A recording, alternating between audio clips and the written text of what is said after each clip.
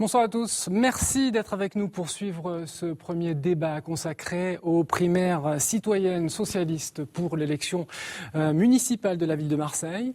Une émission que vous pouvez évidemment suivre sur France 3 Provence-Alpes, mais également sur Public Sénat. Bonsoir Mickaël. Bonsoir Thierry, bonsoir à tous. Bienvenue aussi donc sur Public Sénat. Quelques mots sur le déroulé de ce débat. Nous avons commandé un sondage à l'Institut OpinionWay, nous le commenterons avec vous, les invités. Et puis, un petit peu plus tard, avant la fin de cette émission, François Tonneau, journaliste politique à la Provence, viendra évidemment pour essayer de ramasser toutes ces questions et vous interroger, bien évidemment. Les primaires socialistes, ce sont donc 2 tours de scrutin, les 13 et 20 octobre. Vous avez 18 ans, vous êtes inscrit sur les listes électorales à Marseille, vous pouvez aller voter. Il y aura 15 bureaux de vote répartis sur l'ensemble de la cité phocéenne, à peu près un par arrondissement. Chaque bureau sera placé sous la surveillance d'une personnalité indépendante et il vous en coûtera 1 euro. 6 candidats sont donc en concurrence, dont vous, Samia Ghali. Bonsoir. Bonsoir. Vous êtes sénatrice du département des Bouches-du-Rhône, mais également maire de secteur des 15 et 16e arrondissements de la cité phocéenne. En face de vous, Henri Gibriel, bonsoir. Bonsoir. Vous êtes député de la 7e circonscription. Eugène Caselli, vous êtes président de la communauté urbaine Marseille-Provence Métropole. Bonsoir. Et vous Bonsoir. êtes également conseiller municipal. Marie-Arlette Carlotti, bonsoir également, ministre du handicap et de la lutte contre l'exclusion dans le gouvernement de Jean-Marc Ayrault, mais vous êtes aussi conseillère générale. Bonsoir à vous deux. Bonsoir, vous êtes député du département des Bouches-du-Rhône, député de Marseille, mais également maire de secteur du 1er et du 7e arrondissement de la cité phocéenne. Christophe Mas, bonsoir également, bonsoir. Vous êtes vice-président du conseil général et conseiller municipal. Bonsoir. Samia Ghali, vous avez gagné le tirage au sort. Ça veut dire concrètement que la première question vous sera posée dans un instant et vous aurez également l'honneur de conclure cette émission. Vous aurez chacun, je vous le rappelle, 1 minute pour exposer les grandes lignes de votre programme à la fin donc de cette émission. Alors, avant de rentrer dans le vif du sujet, nous sommes allés à la rencontre des Marseillais pour savoir s'ils avaient ou pas l'envie d'aller voter pour ces primaires citoyennes. Écoutez. Non, pas du tout, je ne sais pas. Vous n'êtes pas au courant? Non, pas du tout. Non. Oui, je pense que c'est important pour départager les candidats. J'étais même pas au courant pour tout vous dire, donc je savais pas. Et tant mieux, oui, c'est bien si se départage comme ça. J'avoue que je suis un peu... je suis pas inspirée, là. Je suis pas très inspirée, en fait, par tout ça. C'est très important, il ne faut surtout pas y manquer et très nombreux y aller, y compris même ceux qui n'adhèrent pas, disons, au parti qui lance les primaires. On fait en sorte qu'il y ait un candidat et il n'y a pas vraiment celui qui émerge du groupe. Alors bien sûr, les candidats, vous aurez le temps de réagir à tout cela, mais on va rentrer dans le vif du sujet avec ce sondage et cette question que je vous laisse deviner et que je vous laisse apparaître sur cet écran. Parmi les candidats suivants à la primaire citoyenne à Marseille, qui est le mieux placé selon vous pour battre Jean-Claude Gaudin? Voilà les résultats. Patrick Menucci, pour l'ensemble des Marseillais, vous avez 17%, vous arrivez en tête. Marie-Arlette Carlotti, seconde avec 13%. Eugène Caselli, 8%, tout comme Samia Ghali. Christophe Mas, 5%. Henri Gibriel, 0%. Reste à noter quand même que pour 49% de l'ensemble des Marseillais, vous ne voulez aucun de ces candidats. Et puis pour les sympathisants de gauche, Marie-Arlette Carlotti, vous arrivez en tête avec 25%, suivi de Patrick Menucci, 24%. Eugène Caselli, troisième position avec 11%. Samia Ghali, vous avez 5%, tout comme Christophe Mas. 30%, là également, ne veulent pas d'aucun de vous. Samia Ghali, vous avez tiré au sort, vous êtes la première à répondre. Ça vous choque que 49% des Marseillais, 30% des sympathisants de gauche ne veulent ni de l'un ni de l'autre? D'abord, ce que je voudrais dire, c'est qu'il y a 3 jours, il y a eu un sondage qui est apparu dans le JDD. Sondage qui disait l'inverse et je dirais qui me mettait au coude à coude avec Marie-Arlette avec 24%. D'ailleurs, ce n'était pas le seul sondage, il y en a eu d'autres aussi. Aujourd'hui, celui-là me met un peu plus en difficulté. Vous savez, en ce qui me concerne, les sondages, qu'ils soient bons ou mauvais, c'est pas là-dessus. Moi, le meilleur des sondages, c'est celui de la rue. C'est ce que j'entends sur le terrain. C'est ce que me disent les Marseillais. Et le meilleur des sondages. Et je pense que celui-là, il nous mettra tous d'accord. ce sera le 13 octobre. Alors ça, c'est votre cas personnel, mais juste après, tout le monde pourra réagir. Oui. Sur le 49% et les 30% qui ne veulent ni de l'un ni de l'autre. Mais c'est pareil, je trouve que ce sondage-là donnait le sentiment, d'abord, je ne sais pas comment il a été fait, donc je ne veux pas discuter de la question de ce sondage, mais on voit bien que les autres sondages qui ont été faits depuis ont toujours montré, au contraire, une envie et qui nous mettait quand même quasiment au coude à coude avec Gaudin au deuxième tour. Et je crois, peu importe qui sortira de cette primaire, que nous serons tous unis pour gagner et pour faire que la gauche puisse remporter la ville de Marseille. Henri Gibrayel, vous êtes à 0%. Qu'est-ce que ça vous inspire ? Écoutez, vous savez... Est-ce que ça vous motive pour être, pour rentrer pleinement dans la campagne, ou est-ce que vous êtes à deux doigts d'abandonner ? D'abord, la première inquiétude, c'est je me pose une question, Thierry Bézère. Je me demande où sont passés les électeurs, ceux qui m'ont fait confiance 4 fois et qui m'ont élu sur mon nom 4 fois, ceux qui m'ont fait confiance le 12 mai 2012 et qui m'ont élu avec 63%. J'ai l'impression que les Marseillais, mes amis, ceux qui me font confiance, ont disparu sur une île déserte. Vous vous rendez compte, nombre d'avis de recherche. Il y a peut-être aussi une désaffection, des politiques. Écoutez, Samia Ghali l'a dit, il y a eu 2 débats il y a eu deux sondages vous étiez à 3% qui sont contradictoires. Sur celui du JDD. Moi, le sérieux de ces sondages, je ne le remets pas en cause. C'est vraiment, on a des questions à se poser. Loin s'en faut l'envie de quitter. Non, bien au contraire, plus motivé, déterminé à aller jusqu'au bout. Il faut que les Marseillais sachent ce que je dois dire et ce que j'ai envie de dire pour Marseille.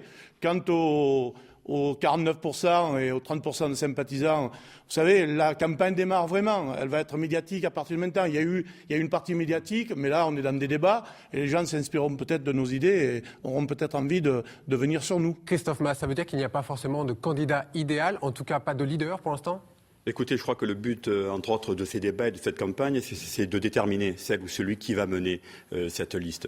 Moi, je pense que ce sondage-là, il a été fait dans des conditions techniques assez particulières. Une partie de la population a été évincée de ce sondage. Si on sonde par Internet, demain, on va peut-être se sonder sur Facebook ou sur Twitter, je ne sais quoi. Ce qui est important, c'est le 13 octobre. Et c'est les urnes qui vont décider celle ou celui qui va mener le combat.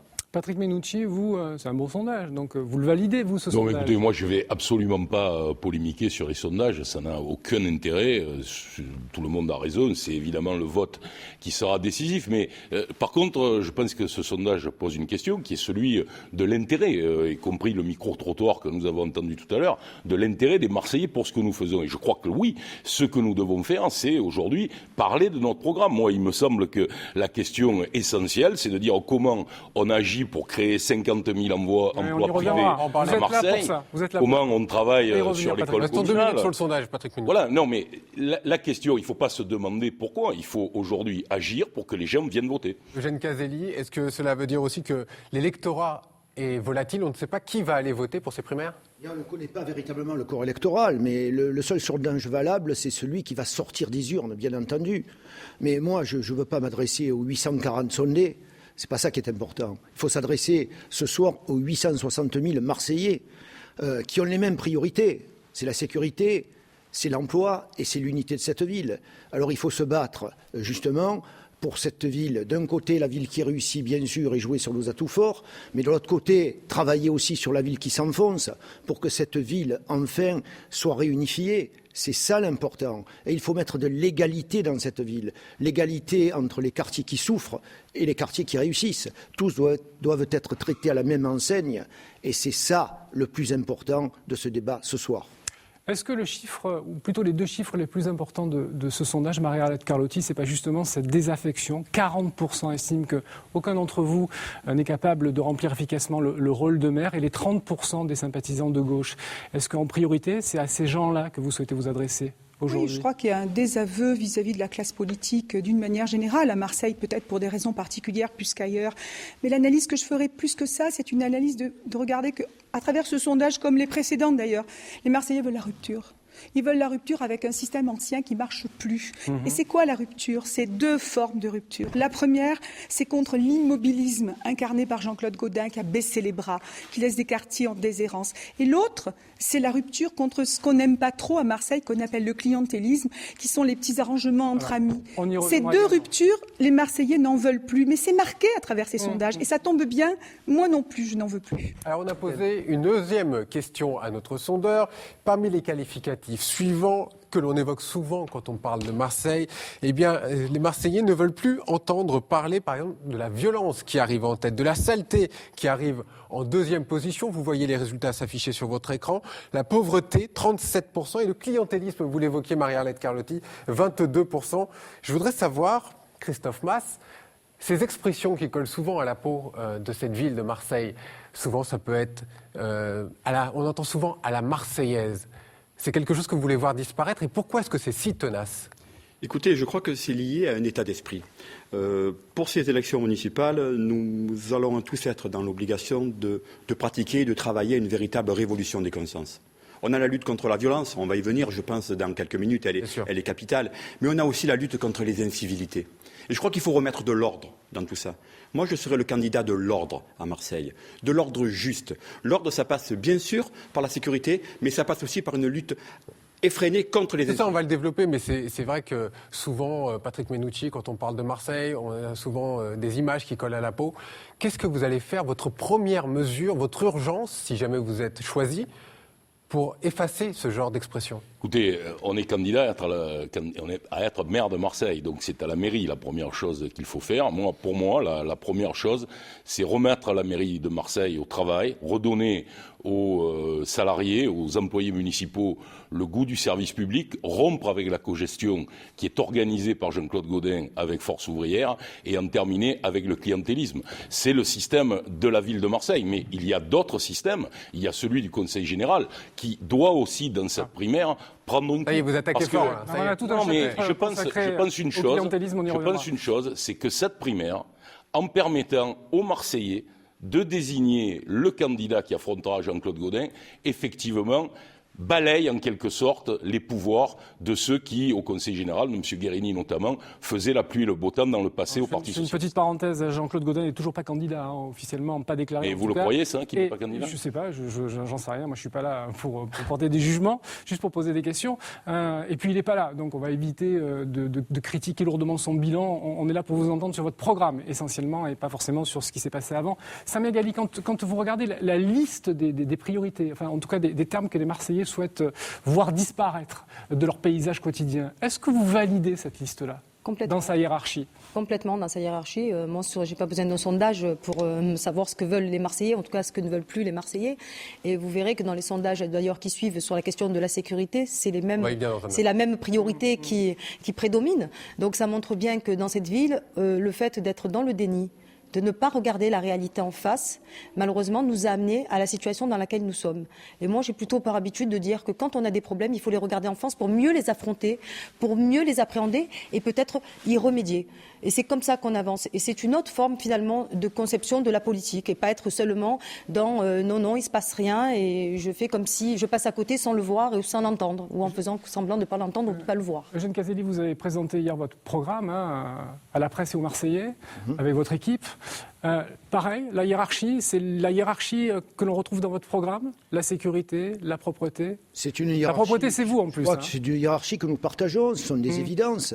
La sécurité, c'est une évidence, on en a parlé encore tout l'été et en plein cœur de l'été, puisque le Premier ministre est venu à Marseille pour parler aussi de la sécurité. Donc c'est un problème qui intéresse tous les Marseillais et tous les Marseillais, qui intéresse aussi le pays, parce que Marseille intéresse la France. Et je crois que c'est un problème sur lequel il faut se pencher. Les autres priorités, bien entendu, aussi. L'emploi, c'est un des déterminants aussi de la sécurité. Le jour où on aura réglé le problème de l'emploi, peut-être qu'on aura moins d'insécurité à Marseille, j'en suis même certain. On va y venir. Donc tout ça se complète effectivement. Tout ça est un même paquet. Et il faut véritablement s'attaquer à l'ensemble de ces problèmes. C'est comme ça que Marseille sortira de ses difficultés. Marie-Arlette Carlotti, on va bien sûr venir sur toutes les priorités, la violence, tout ça. On va en parler dans quelques secondes. Simplement, pour rester sur ce sondage, si vous êtes choisi au mois d'octobre, qu'est-ce que vous allez donner aux Marseillais comme rêve? Parce qu'on a l'impression qu'il y a une sorte de désillusion dans la ville. Je veux absolument sortir Marseille dans la situation dans laquelle elle est. Et c'est pour l'ensemble des Marseillais, particulièrement des jeunes, l'emploi. Mais je n'arriverai pas à le faire si je n'ai pas résolu les deux autres problèmes qui sont le socle. On reviendra sur la gouvernance, des élus honnêtes à la direction. Tout ça, on va le faire dans quelques minutes. Et la sécurité. Donc les deux points sont le point de départ. Mais c'est vrai que je veux sortir Marseille de la précarité. Je veux refaire rêver. Vous savez ce que Marseille, il faut la mettre là où elle aurait dû toujours être, en numéro 1. Regardez, derrière vous, Marseille. C'est aussi ça, Marseille. Henri Gibraël. Cette ville a été stigmatisée à tort. Elle a été abandonnée. Il faut dire les mots comme il faut les dire. On a créé de grands groupes, on les a laissés. Il ne faut pas regarder ces grands groupes d'où sort cette criminalité, cette délinquance, en les regardant comme une façade d'un studio d'Hollywood. Il faut rentrer dans ces cités, voir ce qui s'y passe, voir les financements de la politique de la ville abandonnés, les centres sociaux abandonnés. Toute la situation de ces quartiers a été abandonnée. Donc on ne peut pas parler de la ville sans voir ce qui se passe rien dans ce ville. Il faut aller au creux des choses, au cœur des choses pour voir un petit peu la situation. Et quand on parle d'insécurité, il faut parler d'emploi. Quand on parle de saleté, il faut parler aussi de moyens, etc. Donc cette ville a besoin aujourd'hui. Allez, on y va. On va s'intéresser aux priorités tout de suite. Alors, autre élément de notre sondage, ça va apparaître sur votre écran, les priorités du prochain maire. Vous êtes particulièrement attendu, c'est pas une surprise, vous en avez tous parlé, sur les questions de sécurité, très majoritairement, suivi du développement économique et la création d'emplois, évidemment. Le vivre ensemble, lutter contre le clivage des quartiers nord et des quartiers sud, les transports collectifs, la fiscalité locale et enfin le logement. C'est donc la sécurité qui arrive très largement en tête. Très clairement, Marseille est pour les Marseillais une ville qui est une ville sale et une ville dangereuse. Évoquons avec vous donc vos propositions en termes de sécurité. Samia Ghali, vous aviez défrayé la chronique il y a quelques mois de cela en appelant l'armée à la rescousse dans les cités marseillaises.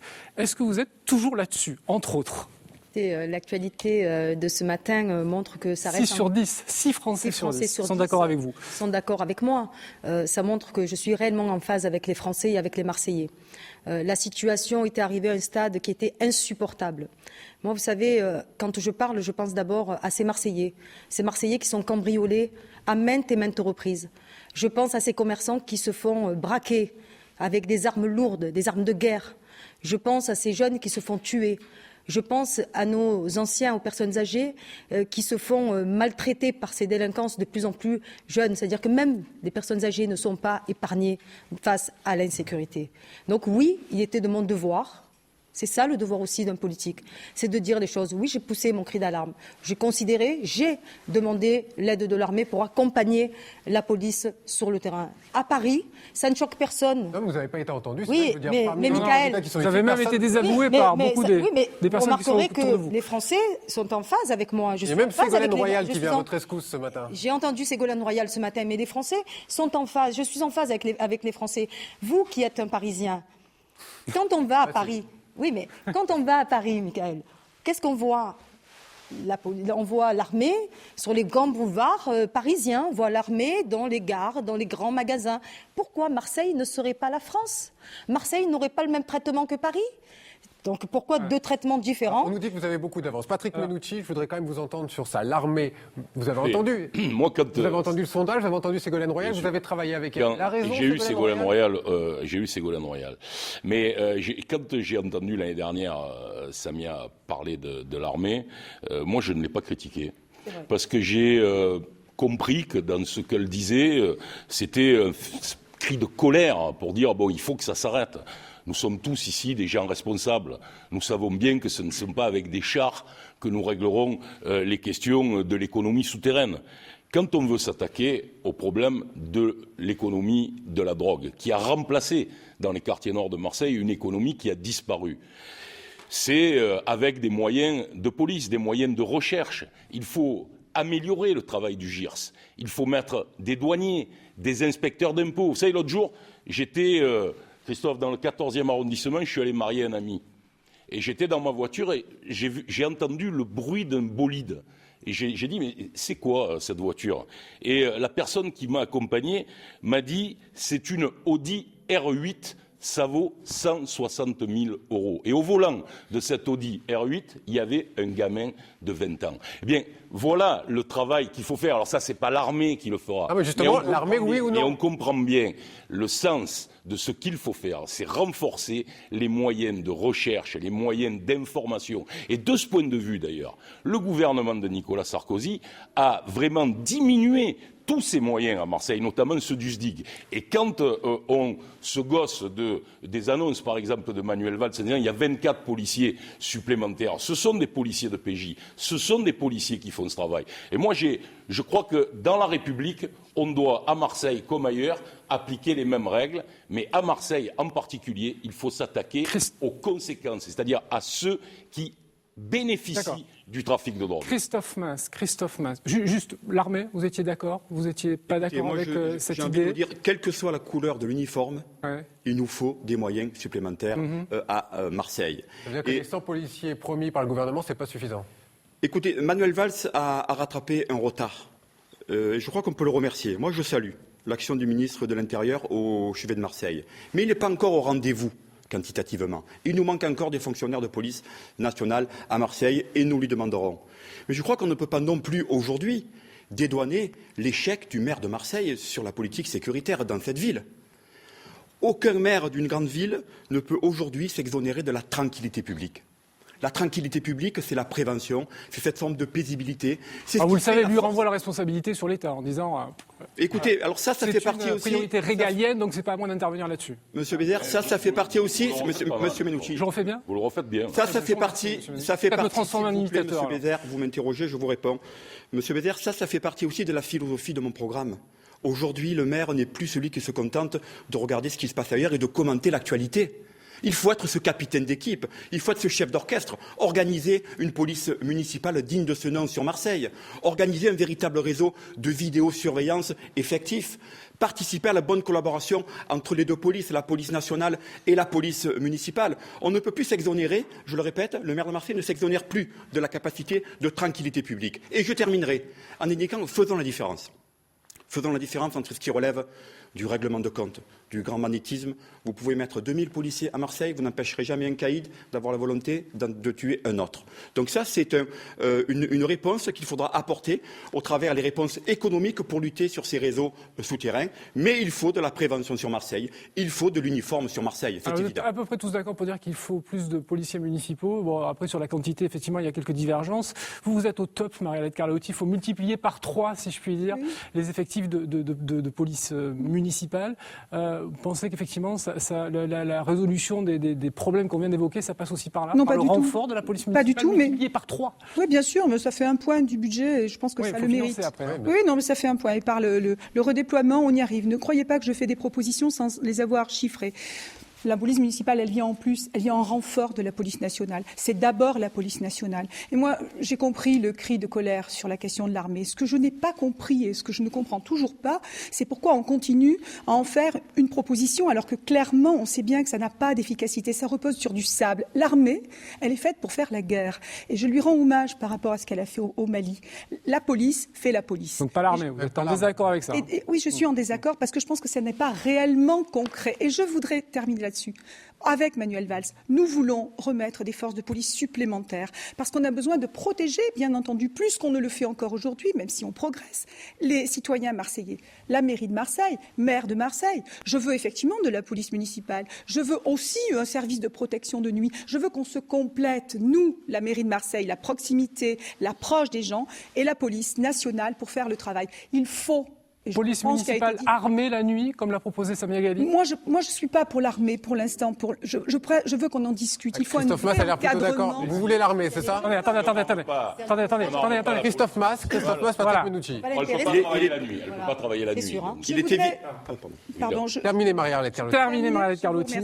Je pense qu'il faut véritablement s'assurer de la formation, de l'encadrement, avant de prendre une telle décision. La coordination entre la police nationale et la police municipale me paraissent indispensables.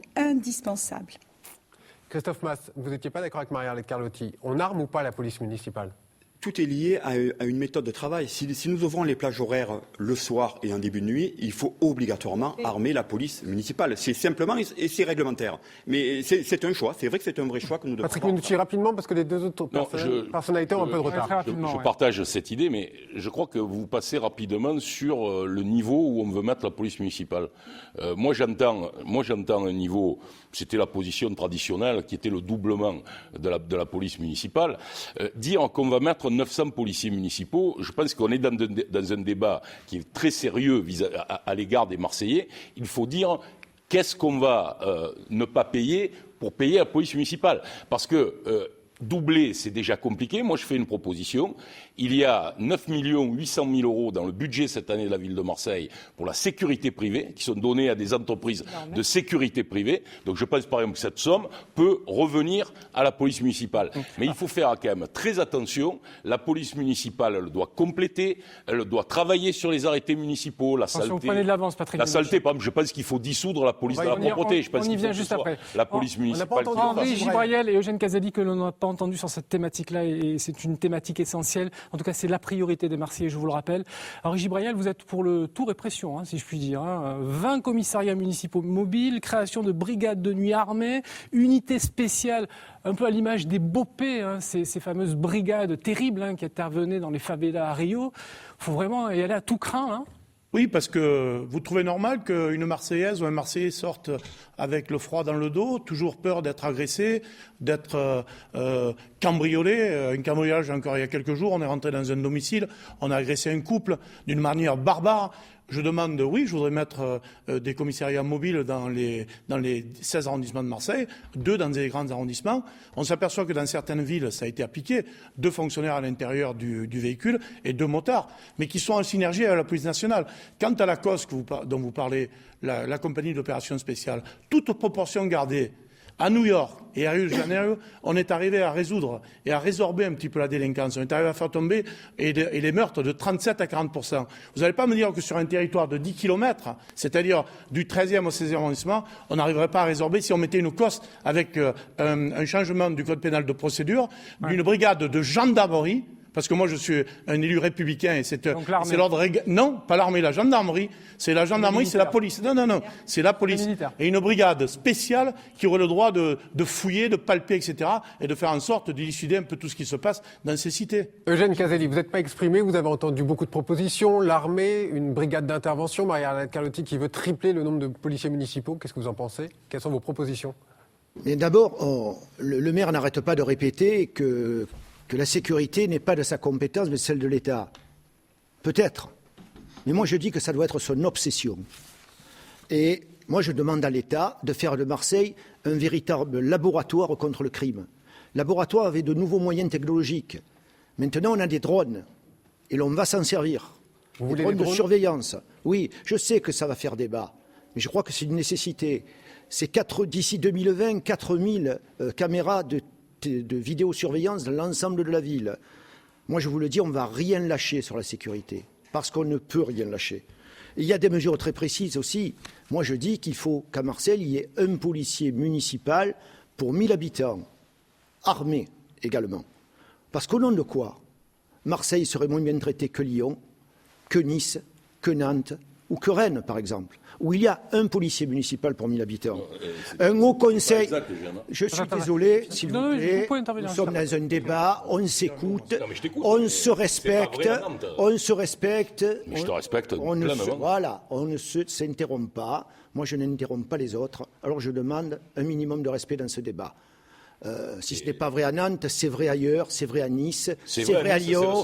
Voilà, non, à Lyon également. Non, ce n'est pas vrai. Bon, mais écoute, ça... Tu vérifieras, je vérifierai. Vous n'êtes pas d'accord entre vous. Eugène Caselli, allez-y. Si on commence le débat comme ça, si M. Minucci se conduit comme au conseil municipal, on ne s'en sortira pas. C'est invraisemblable. On peut quand même parler. Non, on peut pas. On est dans un débat, mais on ne s'interrompt pas. Ah, mais ce n'est pas les règles, on peut parfaitement se dire ce qu'on a. Ah, alors on ne dit plus rien. Donc, de toute façon, moi, très simplement, je mets en place un haut conseil de la sécurité, présidé par le maire et par le préfet de police, où l'ensemble des parties prenantes seront représentées, opposition et majorité également. Et pour favoriser l'égalité de tous les arrondissements, un bureau de police municipale dans tous les arrondissements de Marseille, pour qu'il y ait du bleu dans les rues, pour qu'on voit véritablement l'apaisement, pour qu'on voit de la proximité et pour qu'on voit du dialogue dans les rues. Je veux créer également un corps de 200 cadets de la cité, avec des jeunes en service civique qui seront là pour être une police de tranquillité et qui seront là pour gérer les incivilités et pour dialoguer, parce que la sécurité, ça commence aussi par le dialogue. Et enfin, et je le dis, et là c'est une déclaration de type économique, la sécurité des quartiers sud, eh bien elle passe d'abord par le développement économique des quartiers nord. Samia Ghali, vous vouliez réagir. Henri Gebrayel aussi, vous avez la Non, parole. mais oui, parce que juste sur la question du débat quand même, parce que où on commence et on fait nos propositions et on va au bout, ou alors c'est assez compliqué de suivre le débat comme ça. Donc moi j'aurais aimé aller au bout de mes propositions, qui des fois d'ailleurs pour certaines se regrouperont avec mes collègues. On n'est pas non plus, on est quand même malgré tout tous dans le même parti. Mais sur la question de la police, oui, moi je suis pour le doublement de la police municipale. Je suis pour qu'il y ait un policier municipal pour 1500 habitants à Marseille, avec une police municipale de nuit armée. Je l'ai dit, vous l'avez dit, Monsieur Bézère. Je pense qu'il faut aussi, je suis pour qu'il y ait une antenne de la police municipale dans chaque secteur de la ville. Tous les Marseillais, qu'ils soient au sud de la ville, à l'est ou au nord de la ville, ont droit tous à la même sécurité, ce qui n'est pas le cas aujourd'hui. Et je pense que la police municipale en passe par là. Le développement de la vidéosurveillance partout, en plus, dans les noyaux villageois. Et je pense qu'il faut, sur la question aussi de la sécurité, permettre de regrouper tous les services de la ville, que ce soit service des emplacements, police des parcs, police municipale, toute cette police qui aujourd'hui doit travailler tout ensemble pour qu'il y ait un numéro vert où les Marseillais peuvent appeler et avoir une réponse à leurs questions. Et je voudrais dire que cette question de la sécurité, elle est aussi globale. Et là, je suis d'accord avec Eugène Caselli, la question de l'emploi, c'est une évidence, mais on en reparlera tout à l'heure. La question de l'éducation aussi. Si on ne met pas les moyens sur la question de l'éducation, j'arrête, sauf si vous en reparlez tout à l'heure. Mais si vous allez-y. Sur la question de l'éducation, si vous avez aujourd'hui un jeune sur deux qui est en décrochage scolaire dans certains quartiers, on sait que des jeunes de 14 ans sont dans la rue. S'ils ne sont pas à l'école de la République, ils sont à l'école de la rue. Vous avez pris un petit peu d'avance. Marie-Arlette Carlotti, sur l'éducation par exemple. Non, mais voilà. Vous parlez, ce que vous prenez là, vous le parlez. Bien sûr, Henri Gebrayel, vous êtes un petit peu en avance. Marie-Arlette Carlotti, vous avez un peu de retard. Alors, sur l'éducation, proposition de Samia Ghali, on met le paquet sur l'éducation, on l'a bien compris, mais ça passe par quoi, comment, avec quel argent ? Alors, puisqu'on parle de la sécurité, on a parlé de ce qui est le corps de la répression. Et quand je parlais de 1000 tout à l'heure, c'est pour couvrir l'ensemble des quartiers de la ville. Mais il y a la sécurité et il y a les causes de l'insécurité. Et c'est ce que vous êtes en train de dire. C'est la pauvreté, c'est la précarité, c'est les quartiers abandonnés. Et ça passe par l'éducation, bien entendu. Ça passe par l'éducation, ça passe par le fait de donner une chance aux jeunes. Vous savez, ce jeune qui, dans le coin de table, fait son travail alors que l'autre est en train d'être un petit voyou de quartier. Pourquoi on ne l'aide pas ? Pourquoi on ne le soutient pas ? Pourquoi on ne porte pas tous les projets qu'on a dans les quartiers nord. Montrons toute la jeunesse, tout ce qu'elle fait pour qu'on montre qu'à Marseille, il y a une jeunesse dont on peut être fier. Et c'est effectivement l'éducation, c'est l'aménagement des rythmes scolaires avec l'accès au sport, l'aide aux devoirs. C'est tout ça qu'il faut qu'on propose. Moi, j'ai fait des propositions dans ce sens. C'est fondamental. Henri Gebrayel, sur le clivage nord-sud, en termes de sécurité, vous pensez qu'effectivement les gens du Sud sont mieux protégés que les gens du Nord et qu'il faut véritablement développer une politique sécuritaire, puisque c'est le terme approprié en ce qui concerne vos propositions, plutôt dans les quartiers nord de Marseille. Mais pas que les quartiers nord de Marseille, c'est avec sur l'ensemble de la ville. L'éducation, etc. L'insécurité est dans tout Marseille. On va dans le centre-ville, on va dans le 8e, 9e. L'insécurité, elle règne sur toute la ville. Et Eugène Caselli a raison. On ne peut pas parler de sécurité si on ne parle pas d'emploi. Si on ne règle pas le problème de la délinquance, de ces jeunes qui errent dans ces quartiers, qui décrochent, si on ne leur propose pas des emplois, on n'aura jamais d'autre solution. Ils arrivent dans ces cités, c'est du béton, il n'y a plus d'équipement sportif, ni culturel, ni éducatif. Ils sont là, livrés à eux-mêmes, et ça va dans la délinquance. Mais ce que je voudrais dire aussi, c'est qu'il faut aujourd'hui qu'on prenne à bras le corps ce problème. Il faut qu'il y ait une synergie entre la police nationale et la police municipale. Quand je disais tout à l'heure des commissariats mobiles, je vois que Eugène Caselli veut mettre des bureaux municipaux. On se rejoint un petit peu là-dessus. Il faut qu'il y ait cette synergie entre les deux. Il faut que le Marseillais ou la Marseillaise qui se promènent dans cette ville, ou les touristes qui viennent aujourd'hui, puissent voir de l'uniforme dans cette ville. Voilà, donc, et il faut trouver des problèmes. Régler les problèmes de l'insécurité sont associés à l'emploi, à l'économie de cette ville.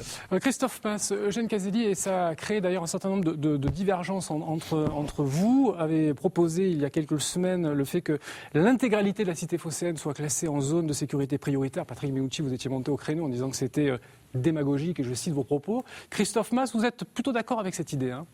Écoutez, moi, à l'écoute de ce débat, je pense qu'on servira Marseille quand on ne se servira plus de l'enjeu de la sécurité comme un enjeu... Pas de surenchère. L'enjeu de la sécurité, il est républicain. L'enjeu de la sécurité, il demande une mobilisation générale. Aujourd'hui, on a des propositions qui viennent des uns des autres. Je crois qu'il faudra aussi arbitrer ça. C'est le rôle de l'après-20 octobre, lorsque nous nous réunirons pour parler de nos priorités. Aujourd'hui, nous savons que nous sommes dans une situation difficile. Il faut ramener la paix civile à Marseille. Et je pèse mes mots. Il faut ramener la paix civile à Marseille. On est tous d'accord, on a tous des moyens, on a tous des idées. Je n'ai pas envie de revenir dans le détail des propositions de chacun, mais ce qui est important aujourd'hui, c'est de noter la volonté que nous avons toutes et tous d'avancer dans cette démarche. Et c'est encore mieux quand c'est des gens de gauche qui le disent, sans tabou. Assumer un regard lucide sur l'insécurité sur Marseille. Ça a peut-être été caché trop longtemps. Aujourd'hui, on ne le cache pas. Et je terminerai en vous disant que si nous sommes arrivés sur Marseille à progresser en termes de police municipale, à progresser en termes de vidéosurveillance, eh bien c'est grâce au groupe socialiste, au conseil municipal de Marseille, que nous avons pu avancer sur ces thématiques-là. Il ne faut pas oublier non plus les racines du mal. Ça a été évoqué, c'est important. L'éducation, c'est capital. Et je terminerai, si vous voulez, un petit mot sur ce sujet. On a une chance extraordinaire. Elle nous a été donnée par le gouvernement et par le ministre de l'Éducation nationale, c'est l'aménagement des rythmes scolaires. Vous allez me dire, que vient faire l'aménagement des rythmes scolaires dans ce débat-là? Mais c'est important. C'est important demain de pouvoir montrer à des gamins qui n'ont peut-être jamais eu l'occasion d'avoir une vision sur un monde culturel, sportif, accès à la citoyenneté, bref, de trouver l'école non pas comme un ennemi, mais comme un partenaire. Donc je crois qu'en termes éducatifs, en termes de prévention, saisissons-nous si rapidement de ce qui nous est proposé. Je compte beaucoup sur l'aménagement des rythmes scolaires, sur la formation et sur de nombreux éléments qui ont été dit aussi autour de cette table. Alors il nous reste très peu de temps encore sur cette partie. Patrick Mennucci, j'ai vu que vous vouliez réagir. La parole. Sur la question de la réponse globale, en fait, ce qui est proposé, ce que je propose, c'est une réponse de gauche. Et c'est une réponse qui prenne effectivement la question de la répression. Parlons aussi de la prévention. Combien de temps ça fait, mes chers collègues, que nous n'avons pas vu le maire de Marseille présider le comité local de sécurité? La cohérence de la prévention sur la ville n'est pas du tout mise en œuvre par la mairie de Marseille. Et de notre côté, la police municipale, qui doit suppléer, aider la police nationale, elle doit aussi régler des problèmes qui ne sont pas des problèmes d'insécurité, mais qui tendent à créer un climat dans la ville. Un climat qui est un climat mauvais, c'est-à-dire personne ne respecte les emplacements. On fait des déballages, il y a des gens qui boivent de l'alcool sur la voie publique alors que les arrêtés municipaux prévoient leur interdiction. Il y a des voitures garées en double, en triple file. Voilà le travail que doit d'abord faire la police municipale. C'est tout à fait essentiel. Et évidemment, mais ça n'étonnera personne, nous avons tous le sentiment ici, parce que nous sommes tous de la même famille politique, que la véritable question, c'est la pauvreté dans cette ville. 30% de Marseillais qui vivent sous le seuil du pauvreté. Et l'objectif que je donne, qui est en deux mandats de diviser par deux la pauvreté, sera le plus sûr moyen d'accéder à une tranquillité. Alors sur cette thématique, dernière question très rapidement avec vous, Marie-Arlette Carlotti. Le SNEF FSU fait une douce proposition aux élus, préfets, recteurs, etc. Pour améliorer les conditions d'accueil des élèves dans les collèges, lycées des quartiers nord de la ville de Marseille. Vous êtes prêts à les suivre ? Bien sûr, je pense qu'il faut regarder de près, discuter. Nous avons besoin d'accompagner, je le disais tout à l'heure, d'accompagner ceux qui veulent s'en sortir et ils sont nombreux. Donc effectivement, aménagement des rythmes scolaires. Je ferai l'aménagement des rythmes scolaires en 2014. Ça veut dire qu'il faudra effectivement l'aide aux devoirs, je le disais tout à l'heure, accès à la culture, accès au sport, alors que nous savons qu'il y a des équipements sportifs qui ferment dans les quartiers, que le service public disparaît, que les piscines ferment, que les associations sont à bout de souffle. Il faudra qu'on les reprenne en main pour qu'elles accompagnent les gosses. Et effectivement, je veux une plus grande discussion avec tout le monde et notamment, nous aurons la possibilité, grâce au ministre de l'Éducation nationale, de scolariser les enfants avant l'âge de 3 ans. Et ça, on est très en retard à Marseille sur cette question. Alors, on en vient à un autre thème. Cette fois, vous en avez parlé tout à l'heure. Il s'agit de la propreté, de la saleté. C'est un terme que vous ne voulez plus voir, qui ne colle encore à l'image de Marseille, en tout cas pour 72% des Marseillais. J'ai envie de vous poser cette question, Eugène Caselli. Vous êtes, vous, le président de la communauté urbaine. C'est un peu votre charge, la saleté, la propreté dans la ville. Est-ce que vous assumez votre bilan ? J'assume mon bilan dans la mesure où il faut être réaliste. Je ne suis pas satisfait complètement, mais je pense qu'il y a eu des améliorations. Puis la propreté, c'est l'affaire de tous. C'est l'affaire des politiques qui dirigent, c'est l'affaire des salariés qui nettoient, et c'est l'affaire aussi des Marseillais qui doivent respecter leur ville. Ça, c'est un triptyque. C'est un triptyque qu'il faut, justement, mettre en mouvement. Sur ce sujet, quand même, les 3 premières années de mon mandat, on ne m'a pas fait de cadeau. Avec des grèves successives, notamment de sociétés privées, qui ont été longues, qui ont été dures, et qui étaient des grèves anormales. Maintenant, on le sait, les affaires l'ont prouvé. Alors, moi, quand je suis arrivé, j'avais un héritage, celui de la municipalité Gaudin. Je pense que le verre était très vide. Je pense qu'aujourd'hui, il est à moitié plein. On a fait des progrès parce qu'on a mis en place une organisation qui commence à donner des résultats. 4 mousquetaires ont fait des propositions. Ces propositions, on les suit, on les met en place. 4 mousquetaires de gauche et de droite. Oui, 2 de gauche, 2 de droite, dont Patrick qui était là. L'augmentation des tournées de bennes de nuit pour que le personnel travaille plus, avec suppression d'une benne chaque nuit. Mais ça a donné un coup dans l'aile au fameux fini-parti. On l'a fait. Le GPS installé dans les bennes, les syndicats étaient contre. Là aussi, je l'ai fait. La suppression du fini-parti, c'est des agents de maîtrise pour contrôler le travail. Les syndicats étaient contre. Je l'ai fait. L'augmentation du nombre de cantonniers, ça a été fait. La diminution du volume des déchets à la source, presque 3% pour l'année passée, ça a été fait également. Et puis, aujourd'hui, nous mettons en place des containers semi-enterrés dans l'ensemble de la ville. Nous commençons le 16 septembre.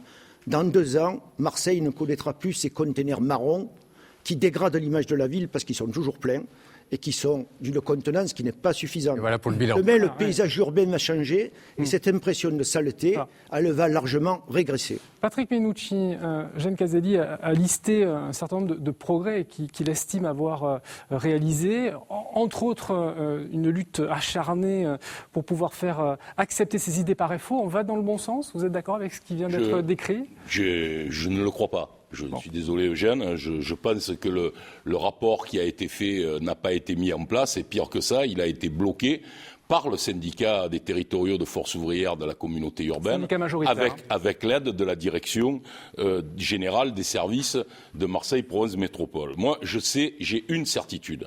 Maintenant, j'en suis absolument persuadé que la question de la saleté, si on veut la régler, c'est une question de management.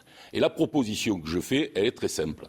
C'est de faire revenir les cantonniers, je ne parle pas des camions poubelles, les cantonniers au sein de la municipalité, et de donner la responsabilité aux 8 maires de secteur, quelle que soit leur couleur politique, en lien bien sûr avec des cadres et des agents de maîtrise, de la propreté sur les 2 arrondissements duquel ils sont élus et au fond, c'est eux qu'on interpelle la plupart du temps dans ces questions. Donc, c'est une proposition très précise que je fais et je crois qu'il faut mettre fin préalablement à cela, à la cogestion avec Force ouvrière. Donc, je proposerai, dès que je serai maire de Marseille, cette mesure à la communauté urbaine.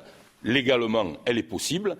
Je proposerai la fin du fini-parti dans les bennes, parce que je pense que là, il y a un gisement d'heures de travail qui nous permettront d'améliorer la propreté. Et si certains s'y opposent, je dirai aux Marseillais, dans la campagne municipale, quelle est ma volonté, et je leur demanderai de me soutenir après. Bien sûr, j'essaierai de le faire dans la négociation, mais si la négociation n'aboutit pas, alors je ferai valoir la responsabilité du maire de Marseille. Marie-Arlette Carlotti, si vous êtes choisie au mois d'octobre, est-ce que c'est une proposition que vous pourriez reprendre ou pas? Alors, je vais vous expliquer. Vous êtes d'accord ou pas avec Patrick Mennucci? Sur la propreté, je suis d'accord avec beaucoup de choses et de différences. J'ai aussi des différences, ce qui est logique. Sur la propreté, je crains, parce que je vois l'intérêt des Marseillais, puis le quotidien, je le vois tous les jours. Je crains que ce soit le marronnier qui revient régulièrement à toutes les élections municipales. Il y a 6 ans, un candidat nous disait, si vous votez pour moi, dans 6 mois, Marseille sera propre et entièrement. Jean-Noël Guérini. On voit aujourd'hui que des ça. choses ont été faites, mais on voit bien que des progrès restent encore à accomplir. Je pense effectivement que l'encadrement, le management plus sérieux peut être quelque chose sur lequel on peut travailler. Suivre les bennes, voir les bennes de repasse, voir comment les contremaîtres surveillent. Je pense aussi au cantonnement et au nombre de cantonniers qui ont été augmentés. Peut-être faut-il encore faire un effort. Attacher le cantonnier à son quartier. Et quant au fini-parti, je ne voudrais pas que ce soit un slogan. À Lyon, il y a le fini parti et la ville est propre. Ça veut dire que ce n'est pas la solution unique. Il y a d'autres problèmes d'organisation qu'il faut s'emparer rapidement. Et je souhaite qu'on le fasse très vite. Oui, je veux que Marseille soit propre parce que c'est l'image de ma ville qui est importante. Christophe Maé, c'est quoi? C'est un problème Écoutez, je crois que...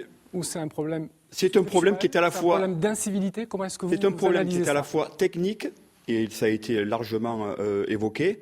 Mais moi, je suis désolé, quitte encore une fois à repasser pour le candidat de l'ordre, c'est aussi un problème culturel. Quand je dis que j'en appelle à une forme de révolution des consciences, c'est est-on capable aujourd'hui à Marseille de développer une réelle culture de la propreté? C'est tout, je le répète, tout le volet pédagogique de ma candidature. Est-ce que vous trouvez normal de voir encore des sacs poubelles en milieu de journée dans la rue de Marseille? Est-ce que vous trouvez normal de voir des excréments de chiens sur les trottoirs qui fait que les mamans avec les poussettes slaloment? Non.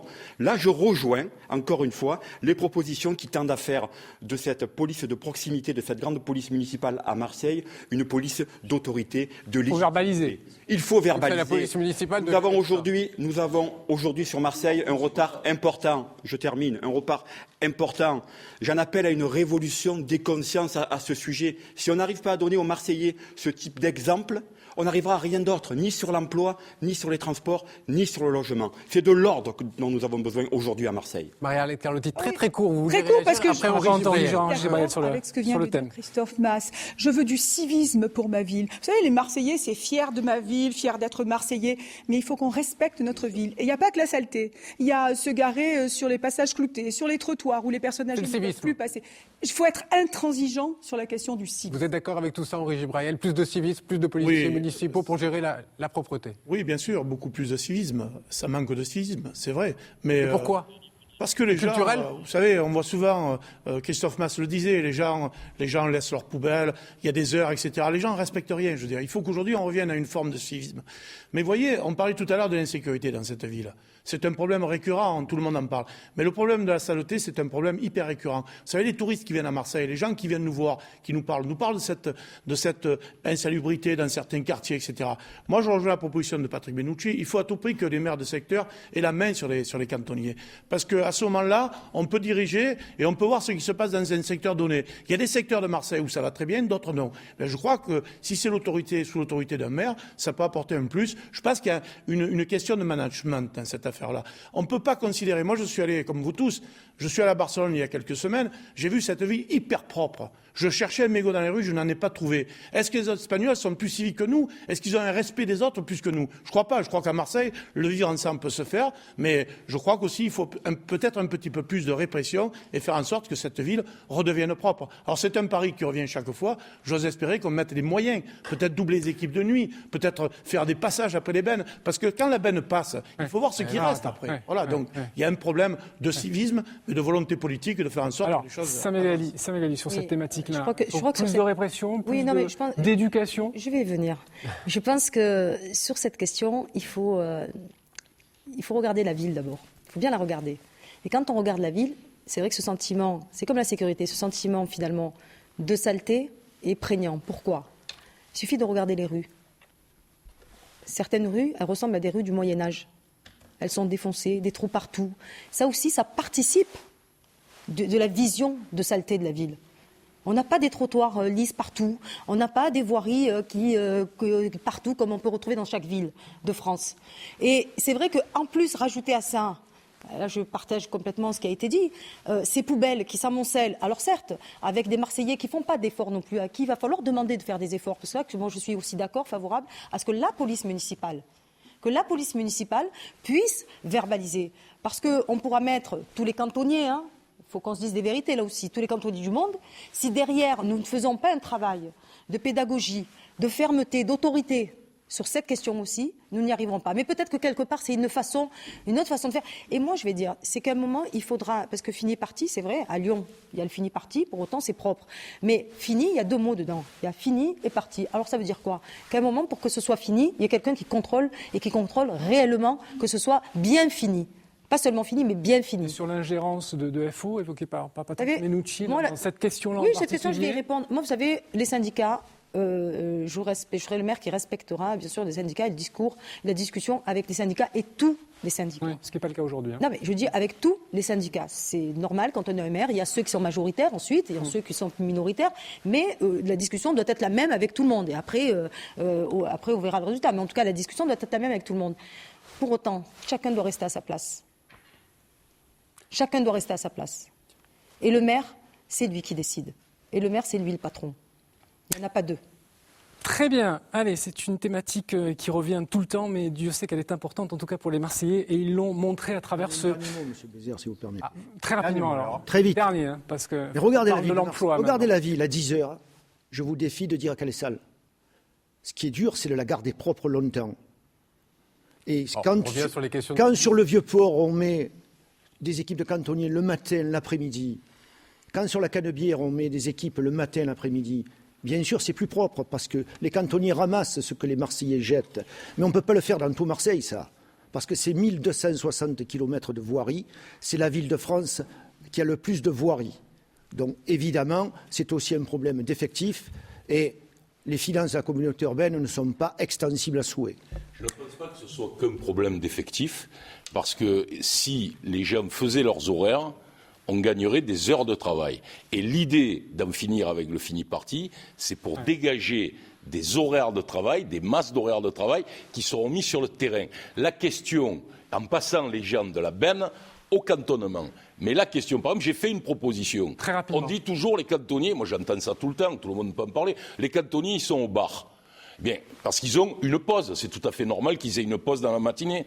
Mais moi, j'ai proposé que cette pause soit normée, par exemple de 9h30 à 10h. Comme ça, quand les cantonniers boiront leur café, on saura tous qu'ils ont le droit de le faire. Là-dessus, vous n'êtes pas totalement d'accord. On va arrêter avec cette thématique-là, on a pris beaucoup de retard. Non, mais aujourd'hui, il faut qu'on se prononce clairement sur cette question, qui est la question du management. Deuxième thématique. C'est ça le problème. Deuxième thématique après la sécurité, l'emploi. Les cantonniers ne sont pas soumis au fini-parti. Il faut qu'on avance. Il faut qu'on avance, sinon l'emploi, c'est un thème fondamental. La propreté de Marseille, très rapidement. C'est pas que les bennes et c'est pas que le fini-parti. Voilà, okay, c'est dit. Sur l'ensemble de la ville. Merci Monsieur Gibriel. Deuxième thématique, l'emploi. Le taux de chômage est plus élevé à Marseille que la moyenne nationale.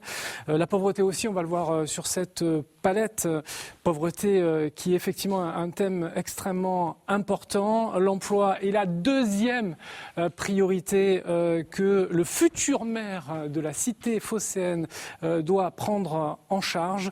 Marielle Carlotti, je m'adresse d'abord à vous. Vous avez proposé la création de 100 000 emplois dans le secteur privé. Dans quel secteur en particulier et est-ce que vous avez rencontré des patrons qui vous ont garanti qu'ils allaient employer autant de personnes que cela ? J'ai fait des propositions en rencontrant à la fois des patrons et des salariés des organisations syndicales. J'ai travaillé sur cette question parce que je pense que c'est une question clé. Sortir Marseille de la précarité dans laquelle on l'a laissé s'enfoncer, dans laquelle le maire l'a laissé s'enfoncer depuis quelques années. Vous disiez tout à l'heure, c'est 93 000 personnes qui vivent en dessous du seuil de pauvreté à Marseille. C'est 83 000 personnes qui recherchent un emploi, pas des feignants, pas des laxistes, qui recherchent un emploi. Donc je dis qu'il faut créer 100 000 emplois privés. Je dis la vérité, plus des emplois publics, comme on pensait avant, on va sortir l'enfant, on va le faire travailler dans une collectivité territoriale. Ça n'est plus vrai. Et je le dis aussi, ça n'est plus de 100 000 emplois dans Marseille intramuros, c'est dans le cadre de la métropole. Et j'ai dit sur 10 ans. Oui, parce qu'il faut créer une synergie sur l'ensemble de la métropole. Alors, je ferai des propositions pour attirer, consolider, soutenir les entreprises dans ma ville, à Marseille. Je veux créer une agence pour les accompagner, chercher des terrains, avoir des procédures plus simplifiées. Je veux booster, plus qu'on ne le fait encore, la création d'entreprises. Il se fait des choses, mais il faut aller plus loin. On a une vraie richesse là-dedans. Je veux pousser un réseau qui est laissé un peu à l'abandon, qui est l'économie sociale et solidaire. Mais dans la réalité, c'est au niveau de la métropole. Et on a des atouts considérables. On a le port. Sachez que le port de Marseille, c'est 40 000 personnes, soit en direct, soit en indirect. Et il va y avoir une nouvelle stratégie portuaire qui va se rédiger en 2014 jusqu'en 2018. Je serai partie prenante du développement du port. Je demanderai aux autres collectivités territoriales d'être avec moi. Puisque je parle du port, permettez-moi de parler d'un dossier qui me tient à cœur, c'est celui de la SNCM. Je veux qu'on soutienne la SNCM. C'est plus de 2000 emplois. C'est la vie du port de Marseille qui est en cause. Et puis pour des gens comme moi, c'est aussi la continuité territoriale entre la Corse et le continent. Nickel. On a d'autres atouts. Laissez-moi finir sur les atouts, parce que c'est quand même là le problème. C'est vous qui gérez votre temps. C'est pas grave si je perds du temps sur cette question, elle est fondamentale. On a tellement d'atouts, la santé, la recherche, on a l'aéronautique, on a l'économie verte. Et pourquoi ça ne marche pas? Parce qu'il n'y a pas de synergie, parce qu'il n'y a pas quelque chose qui crée du lien. C'est la métropole, et c'est là qu'on va travailler ensemble. On y reviendra sur la métropole. Avec les patrons. Pourquoi est-ce que ça marche dans certaines villes, le taux de chômage baisse, et pourquoi est-ce qu'à Marseille, il ne fait qu'augmenter? Parce qu'il n'y a pas de leader, parce qu'il n'y a pas de moteur et parce qu'il n'y a pas de synergie. Moi, je suis d'accord avec Marie-Arlette Carlotti, il manque 100 000 emplois privés sur Marseille. Le taux de chômage est de près de 14%, 83 000 personnes sont sans emploi. L'emploi à Marseille, pour un maire, malheureusement, il ne se décrète pas. Mais le maire va pouvoir poser les conditions de l'attractivité du territoire. Je crois qu'on en parlera dans quelques minutes avec la métropole, mais nous pouvons, en tout cas, et demain, le maire de Marseille que je serai peut créer un environnement favorable à l'accueil des nouvelles entreprises. Ça passe par une politique de transport adaptée. Ça passe par une politique de logement équilibrée sur l'ensemble de la ville. Ça passe aussi, bien sûr, par une politique de développement des services publics. Quand on veut parler d'attractivité du territoire, faire venir des entreprises, faire venir des salariés, eh bien, il faut qu'ils se déplacent, il faut qu'ils se logent, il faut qu'il y ait les équipements publics indispensables. Deuxième point important, deuxième mesure que je prendrai, faire jouer encore mieux les interfaces entre toutes les collectivités, la métropole de demain et les fonds européens qui nous sont aussi indispensables. Combien ça coûte ? Pardon ? Combien ça coûte? Vous avez dû certainement chiffrer tout ça. Non, je vous le répète, le maire est l'organisateur de tout ça. Le maire met en place. Ce que je suis en train de vous dire, et ce qu'on doit tous ici vous dire, le maire de Marseille n'a pas aujourd'hui de baguette magique. On ne décrète pas l'emploi. C'est les mesures d'État, c'est la croissance. Mais en tout cas, le maire ne peut pas se contenter de croiser les bras et de dire « ah ben je ne peux rien faire ». Il faut faire, il faut être un maire moteur. Dernier élément, il est capital. Il est capital dans cette démarche de l'emploi. Un maire VRP pour Marseille. Marseille doit redevenir ce phare de la Méditerranée. Est-ce que demain, le maire va pouvoir enfin se lever pour aller à Paris, aller à Bruxelles, aller à Gênes, aller à Barcelone, aller en face chez nos collègues à Tunis et à Alger, chercher des marchés, faire du benchmarking? Il faut beaucoup de conviction, il faut beaucoup de passion. On ne résout pas le problème de l'emploi d'un claquement de doigts, mais on peut réunir, et le maire de Marseille que je serai, réunira les conditions d'attractivité. Eugène Caselli, voilà, justement, c'est le point que je voulais aborder avec vous, Eugène Caselli. Est-ce qu'il n'y a pas un problème, très clairement, d'attractivité de cette ville avec des entreprises qui ne veulent surtout pas venir s'installer dans la cité phocéenne? Est-ce qu'il ne faut pas travailler là-dessus? En tout cas, c'est une de vos priorités. Bien sûr, M. Bézère. Contrairement à ce qu'on nous martèle depuis des années, Marseille n'accélère pas. Marseille, au contraire, décélère. C'est une triste réalité. Le taux de chômage, c'est un des plus élevés des grandes villes de France. Le PIB, c'est-à-dire la richesse par habitant, c'est l'un des plus faibles. 27% de taux de pauvreté dans cette ville, ce n'est plus acceptable. Alors comment faire? Bien sûr, en créant des emplois. Mais je sais, le maire ne crée pas d'emplois, il peut créer des emplois municipaux, mais il doit être le coordonnateur de l'emploi. Il existe un maquis de structures d'emploi, la mission locale, ce que fait le Conseil général, ce que fait la région, ce que font les associations. Il y a énormément de structures, le maire doit les coordonner, il doit être au centre, il doit mesurer leurs effets et il doit les contrôler. Ensuite, il faut aussi qu'on accepte que Marseille devienne ce qu'elle doit être, c'est-à-dire une ville monde. Je veux être un maire ambassadeur, moi, et pas un maire qui sera spectateur de sa ville. Et ça veut dire d'être ambassadeur à la fois auprès du gouvernement et ambassadeur à l'étranger.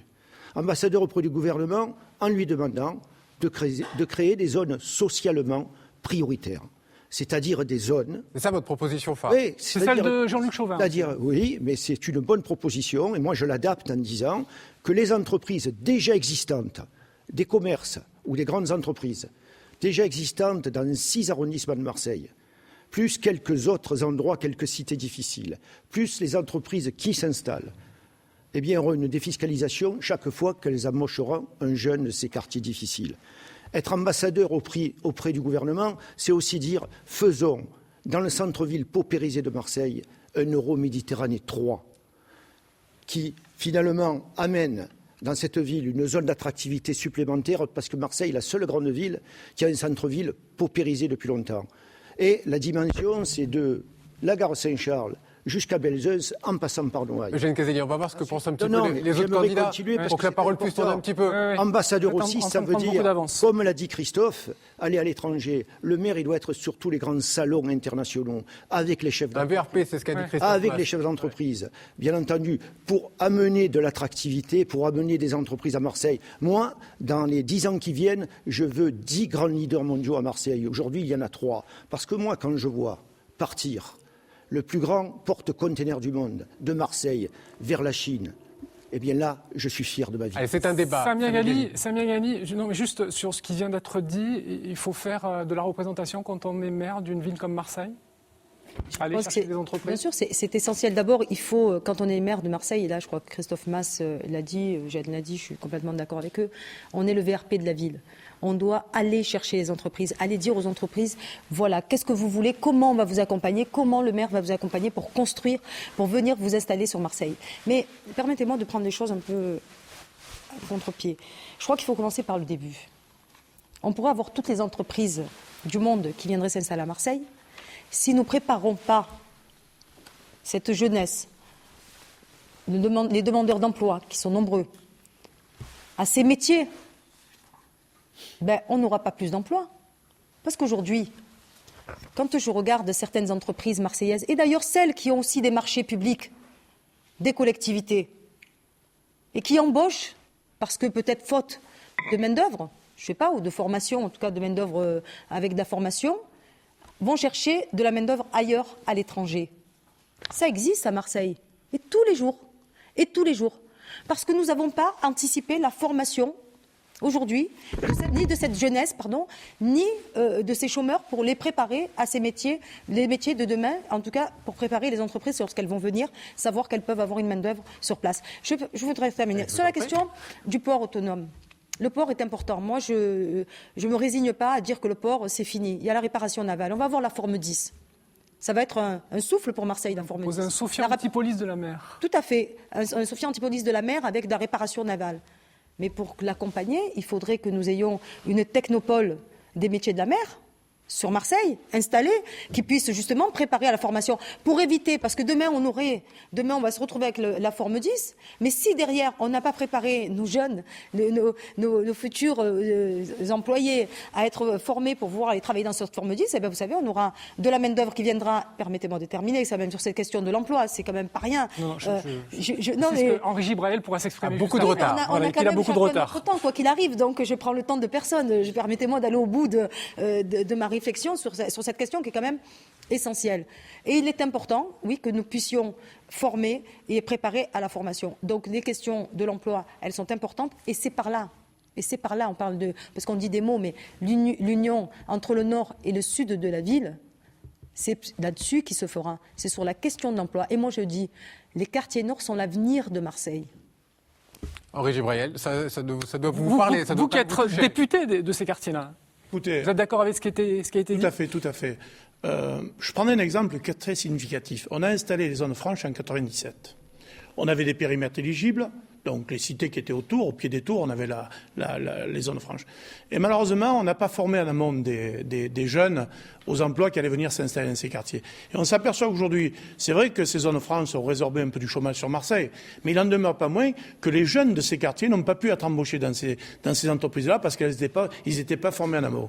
C'est pour ça que je propose, moi, immédiatement élu maire de Marseille, mettre 2 délégués à l'emploi autour d'une plateforme de l'emploi qui serait réalisée autour des missions locales, autour des chambres consulaires, des chefs d'entreprise. Et je suis persuadé que sur la première année de mandature, on pourrait faire un bilan et trouver 10 000 emplois qui dorment sur Marseille, des emplois privés. Pourquoi je dis ça ? Parce que la métropole, on en parlera tout à l'heure, qui est un outil magnifique. Le gouvernement s'est penché sur Marseille. Le gouvernement, avec Patrick Mennucci, nous étions à l'Assemblée nationale, nous avons défendu. Et nous avons voté pour la métropole. C'est un outil qui va permettre à Marseille de donner des moyens en matière de transport, de déplacer les gens des bassins de vie aux bassins d'emploi. Mais pour revenir à Marseille, il faut relancer la formation professionnelle, mais pas former les jeunes en les laissant à la sortie du stage de formation sans emploi, avec des perspectives dans des filières où ils peuvent atterrir sur un CDI. Aujourd'hui, on parle d'insécurité, mais l'insécurité, c'est quoi ? C'est que ces jeunes-là, on leur a rien donné. Il y a une situation chaotique dans cette ville. 14% de chômage sur une ville de 860 000 habitants, 83 000 demandeurs demandeurs d'emploi. C'est-à-dire on est toujours au-dessus de la moyenne nationale. On ne pourra pas s'en sortir. Il faut à tout prix relancer l'économie, travailler avec les chefs d'entreprise de Marseille. Et bien entendu, le maire de Marseille doit être un VRP. Des grandes entreprises peuvent venir à Marseille. Mais si aujourd'hui les grandes entreprises nous regardent, vu le tableau qui est dressé aujourd'hui sur l'insécurité et la saleté, on n'y arrivera pas. C'est pour ça qu'il faut qu'une équipe gagne, qu'il faut qu'aujourd'hui des gens qui ont une volonté politique de faire en sorte que cette ville sorte du carcan, du marasme dans lequel elle est, et pour redonner envie aux investisseurs de venir à Marseille. Et je suis persuadé, cette ville a de grands atouts, la métropole en donnera encore plus. Il y a des moyens de transport digne, le TGV, les avions, etc. Et avec ces moyens de transport, je suis persuadé que les entreprises peuvent venir investir à Marseille et créer de l'emploi. Patrick Menucci, vous n'êtes pas encore exprimé, j'avais une question très précise. Le gouvernement veut des emplois d'avenir. Est-ce que les emplois d'avenir, c'est ce qui pourrait sauver Marseille ou pas? Parce que pour l'instant, il y a 0 emploi d'avenir à Marseille. Bien sûr que non, mais avec Marie-Arlette, on a demandé samedi à M. Gaudin, qui était là, de prendre 500 emplois d'avenir. Je crois qu'il y en a quelques-uns qui ont été pris à la communauté urbaine, et à la région considérable. La réponse a été non. Et ça me permet de vous dire ce qui me paraît évident. La discussion que nous avons là, elle se place sous l'égide de la passivité, de l'immobilisme de M. Jean-Claude Gaudin pendant 19 ans. On croyait que le maire ne pouvait pas tout faire en matière d'emploi. En matière d'emploi, que peut-il faire? Mais tous les collègues qui se sont exprimés, tous les collègues qui se sont exprimés ont dit des choses que je partage sur la volonté. Regardez, qu'on connaît tous Gérard Collomb. Gérard Collomb, il n'y a pas un jour par semaine où il n'est pas dans une capitale, où il ne rencontre pas une grande entreprise. Il a l'outil aussi. L'outil, c'est Only Lyon. C'est ça que nous devons créer, c'est-à-dire un outil, une agence qui travaille à ces questions. Dans une économie où la croissance est très faible, la concurrence territoriale est décisive. Et donc, nous devons faire venir les entreprises. Mais ce que je veux dire, c'est qu'il appartiendra au candidat qui sera de notre famille politique de proposer des objectifs. Je partage les objectifs qui ont été donnés, 100 000 sur la métropole, 50 000 sur la ville, avec la question des transports, on va y venir, parce que lier les bassins d'emploi, c'est aussi faciliter l'emploi. Mais l'objectif que nous devons donner, je crois que c'est de créer des richesses pour les partager, et c'est de proposer un compromis historique entre les entreprises et la ville de Marseille. C'est-à-dire que nous nous adressions, y compris à la citoyenneté des entreprises françaises pour qu'elles viennent. Vous savez, le problème à Marseille, d'abord, c'est les petites et moyennes entreprises de 250 salariés, 4-5 millions de chiffre d'affaires. C'est ces entreprises-là que nous n'avons pas. Et enfin, il y a aussi, et Samia a raison de le souligner, des éléments endogènes à nous-mêmes, que, y compris quand nous avons les collectivités, nous ne mettons pas en œuvre. C'est très important. Oui, vous parlez. Attention à votre temps de parole. Oui, attention. Vous allez voir. Non, mais c'est les filières éoliennes que vous souhaitez voir. Nous allons construire la L2 avec un PPP dans partenariat public-privé. Ne soyez pas trop technique. Nous sommes en train de construire le tramway de la rue de Rome. Il va se prolonger.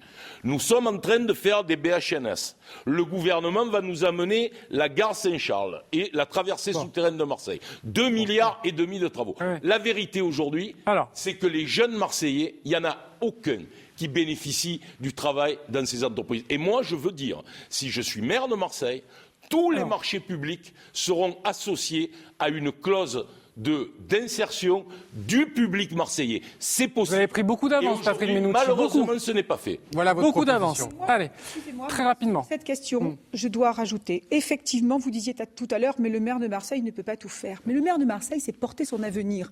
Et porter son avenir de la ville, c'est travailler en direction de la jeunesse. Aujourd'hui, c'est consternant de voir qu'il y a 25% de jeunes dans notre ville qui sortent sans diplôme. C'est consternant de voir que le niveau BEP, CAP, que nous n'atteignons pas est le plus haut en France. Donc, je suis d'accord. Il faut qu'on travaille sur la qualification, sur la formation professionnelle. Et effectivement, il faut que nos marchés publics règlent cela, qu'il y ait une clause pour embaucher nos jeunes. C'est très important. C'est un plébiscite. Ça existe dans la loi. Non, on va passer à la métropole. La volonté politique, ça n'est pas fait. C'est voté à la communauté urbaine depuis 2009. Alors, on va passer à la métropole, parce qu'effectivement, vous l'avez évoqué à demi-mot. Là, on va être un petit peu plus précis. C'est un plébiscite. Vous allez le voir sur cette palette qui va apparaître à l'écran. Les Marseillais veulent la métropole. Ça tombe bien car ils l'auront. Le 1er janvier 2016. Première question, Samia Ghali, je suis obligé de vous la poser à vous. Vous avez ferraillé. Vous mais c'est normal. C'est normal. Vous avez ferraillé dur, c'est le moins que l'on puisse dire, avec une prise d'armes qui a circulé sur Internet avec Marie-Lise Lebranchu qui portait la loi. Aujourd'hui, vous avez changé d'avis ou vous êtes toujours opposé à la métropole qui va vous être imposée par la loi, tout simplement? Vous savez, moi, dans la vie, quand je prends une trajectoire, je n'en change pas. Si je considère que les choses ne sont pas bonnes, je ne vais pas faire semblant de dire qu'elles sont bonnes.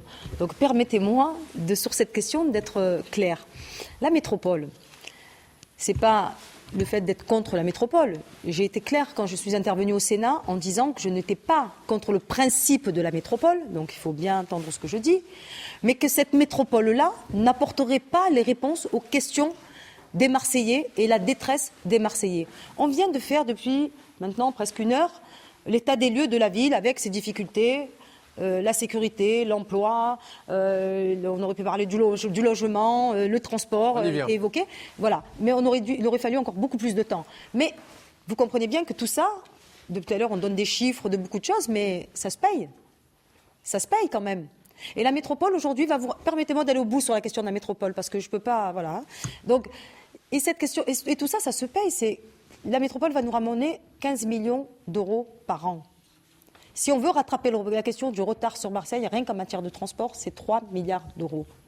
Donc j'ai dit, tout simplement, à l'État, je l'ai dit au Premier ministre, je le dis au Sénat, voilà, je ne signerai pas de chèque en blanc sur la question de la métropole. Parce qu'il faut que l'État abonde. L'État a dit qu'il allait aider Paris à hauteur de 30 milliards d'euros. Je ne peux pas ne pas entendre l'État dire combien il va abonder. Vous avez 3 minutes d'avance, Magali. Voilà. Christophe Mass, sur la métropole. Sur la métropole, notamment sur le transport. Que peut faire la métropole pour aider les Marseillais, notamment en matière de transport? Parce qu'on sait qu'à Marseille, c'est l'une des villes les plus embouteillées d'Europe. Écoutez, on ne peut pas parler de transport sans parler notamment et surtout des financements. Moi, je voudrais m'arrêter une petite seconde sur l'enjeu métropolitain. Qu'est-ce qu'on vise aujourd'hui? On vise justement que Marseille retrouve cette place dans ce concert européen ou euro-méditerranéen. Il y a quelques années, on avait eu l'ambition démesurée de rivaliser avec Gênes ou Barcelone. C'était il y a 18 ans. Et les classements d'Atar, maintenant, nous ramènent à des 30e ou 33e places. On a été trop présomptueux, là. On a été très présomptueux, on ne s'est pas donné les moyens. Aujourd'hui, nous avons la chance, avec le gouvernement, de pouvoir compter sur un outil qui va compter encore plus peut-être que ce que peut faire demain le maire de Marseille en termes d'attractivité du territoire. C'est mutualiser les moyens. Et c'est pouvoir bénéficier, et là j'ai un petit désaccord avec Samia Ghali, et c'est de pouvoir bénéficier de fonds importants.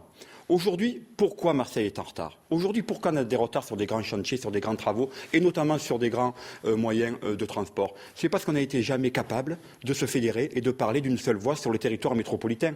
L'aire marseillaise métropolitaine, elle existe depuis longtemps. Est-ce que vous croyez que quelqu'un, lorsqu'il circule en voiture, il sait qu'il sort d'une communauté d'agglo pour entrer dans l'autre? Mais pas du tout. Il circule sur le bassin de vie des Marseillais, entre Aix, entre Marseille et Aubagne. Aujourd'hui, il est donc indispensable d'être en capacité de préparer ces grands projets, et la métropole est arrivée, c'est la loi, qu'on le veuille ou non. C'est comme ça maintenant. On va profiter donc de cette métropole, on va préparer nos projets, et l'État, je suis convaincu, sera au rendez-vous. Quand on parlait des 30 milliards d'euros du Grand Paris, ça nous a tous fait trembler.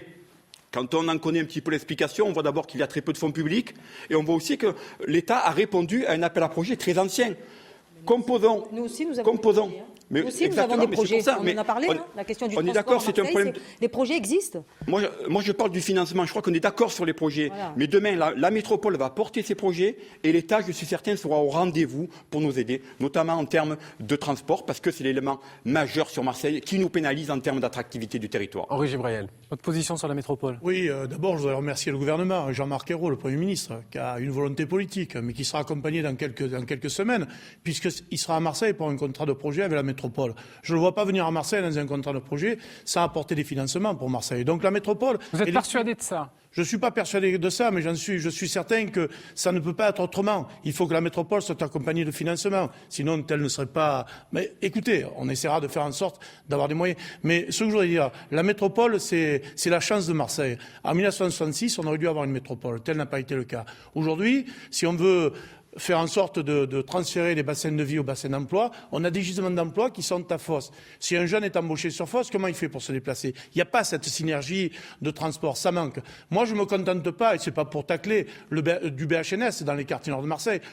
Les bus à haute qualité de service. Aujourd'hui, le métro aller à Éour, aller à Lumini, rejoindre Lumini, le nord au sud, et avoir le métro ou le tramway jusqu'à l'hôpital Nord, grand hôpital d'Europe. Mais c'est que la métropole qui pourra nous aider. Je crois que la métropole sera une source d'emplois, 100 000 emplois sur la métropole, on le dit tous. Et la métropole, pour Marseille, c'est l'avenir. Moi, je considère que ce gouvernement a une volonté politique. Alors, si on veut comparer les 30 milliards de Paris, Christophe Masse a raison de le rappeler, c'est beaucoup de financement privé, c'est sur 2030. Mais vous me posez tout à l'heure la question si j'étais certain. C'est ce que l'on doit faire, nous les élus, ceux qui ont été pour cette métropole. Il y a eu un protectionnisme des maires. Mais aujourd'hui, comment voulez-vous? Tout le monde vient à Marseille se soigner, faire des loisirs, et on laisserait Marseille, la ville phare, avec 30% de Marseillais en dessous. 119 étaient contre. Oui. Eh bien, ces maires-là, je leur dis que la ville phare, elle ne peut pas rester comme ça. S'ils croient que les dommages collatéraux ne sortiront pas de Marseille, de la chaîne Marseille. De toute façon, c'est voté. On a une ville, il y a 30% de gens qui vivent en dessous du seuil de pauvreté. On a 83 000 chômeurs dans cette ville. Si on veut s'en sortir, on a un outil qui nous est proposé, qui a été voté. La loi s'appliquera en janvier 2016 et j'en suis ravi. Pour revenir sur les propos de Henri Gibraïel, Marie-Arlette Carlotti, Thierry Gantôme est un internaute qui s'inquiète du fait que Marseille risque de dépouiller, de ruiner les autres communes environnantes de la cité phocéenne, justement dans le cas de cette métropole. Qu'est-ce que vous avez à leur dire pour les rassurer et pour rassurer Thierry Gantôme? Que le développement va au développement. Je crois que les élus, ou tous ceux, mais les Marseillais, c'est pas le cas, qui n'ont pas compris pourquoi il fallait cette métropole, c'est qu'ils n'ont pas compris où se trouvait non seulement l'avenir de Marseille, mais l'avenir de cette masse critique qui va nous donner une ampleur exceptionnelle. Et vous savez ce qu'on n'a pas assez. On a l'outil maintenant. Maintenant, on l'a, cet outil. Et on l'a d'abord peut-être trop abordé de manière institutionnelle. Je souhaite que maintenant on mette de la politique là-dedans. C'est-à-dire, qu'est-ce qu'on en fait de cet outil? Alors oui, j'ai parlé tout à l'heure du développement économique. Les transports ont été évoqués. Vous vous rendez compte qu'au niveau métropolitain, bassin de vie, où nous rendons les uns les autres en permanence, il y a 9 institutions qui gèrent les transports en commun. Résultat, pas de ticket unique, un transport en commun comme c'est complètement obsolète, pas de voie rapide pour aller à Aix-en-Provence, pas de possibilité de desservir l'aéroport, un Marseille bloqué, étouffé. Les transports, c'est l'exemple de la caricature de ce qu'il ne faudra plus faire et c'est un dossier important. Pareil pour la culture. 60% de ceux qui fréquentent le Festival d'Aix sont des Marseillais. Alors pourquoi s'affronter?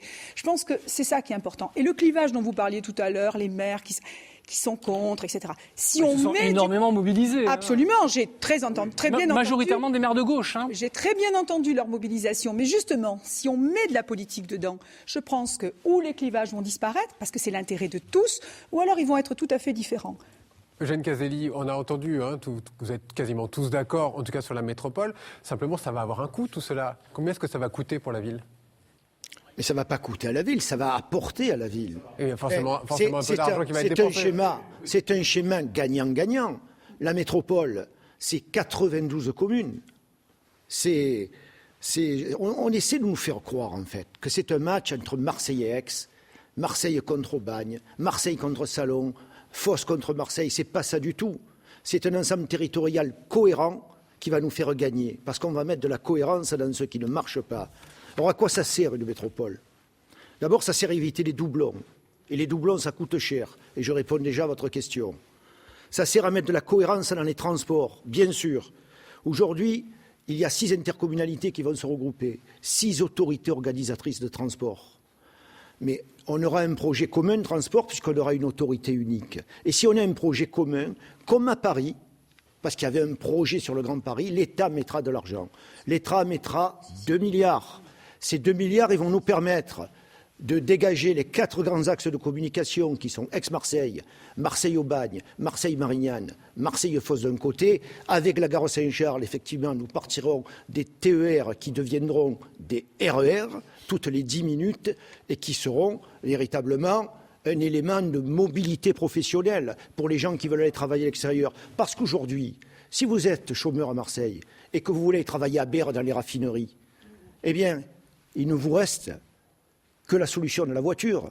Sinon, vous prenez 2 trains ou 2 bus avec des horaires complètement incohérents. Donc, l'absence de métropole, c'est un frein à l'emploi. Et puis, la métropole, effectivement, ça nous permet de jouer dans la compétition européenne, en Europe du Sud, en Méditerranée. Regardez aujourd'hui, Montpellier est en train de regarder vers Barcelone. Gênes et Nice sont en train de passer des accords. Et nous, on va continuer à se regarder le nombril. Non. Vous êtes tous d'accord? La métropole, c'est gagnant-gagnant. C'est les 100 000 emplois qui nous manquent et c'est le développement du port. On n'en a pas parlé. Parce que, une dernière chose, si le port de Marseille avait le même taux de croissance que les grands ports européens, ça créerait mathématiquement 20 000 emplois supplémentaires. Eh bien écoutez, nous verrons, puisque de toute façon, la métropole existera à partir du 1er janvier 2016. Patrick Menucci, très rapidement. La bataille de la métropole a été gagnée. Et elle a été gagnée par ceux qui l'ont voulu dans l'intérêt de Marseille. Et elle a été combattue par tous les conservatismes qu'on peut retrouver dans cette ville et dans ce département, et notamment ceux organisés par M. Guérini au Conseil général des Bouches-du-Rhône. Et je veux le dire, le fait d'avoir pu avancer sur la métropole, c'est un coup très dur que nous donnons à un système clientéliste général. Mais je veux venir sur les financements. J'ai entendu tout à l'heure que l'État allait apporter 15 millions d'euros dans la métropole. Je veux dire que là, il y a un petit problème. La loi de finances prévoit cet automne 52 millions d'euros. Donc ce n'est pas 15, c'est 52. C'est 52, ça a été... Patrick Menucci, vous avez énormément d'avance. On va parler du clientélisme et on veut vous entendre sur ce point-là. Samia Ghali et Christophe Mas sur la métropole.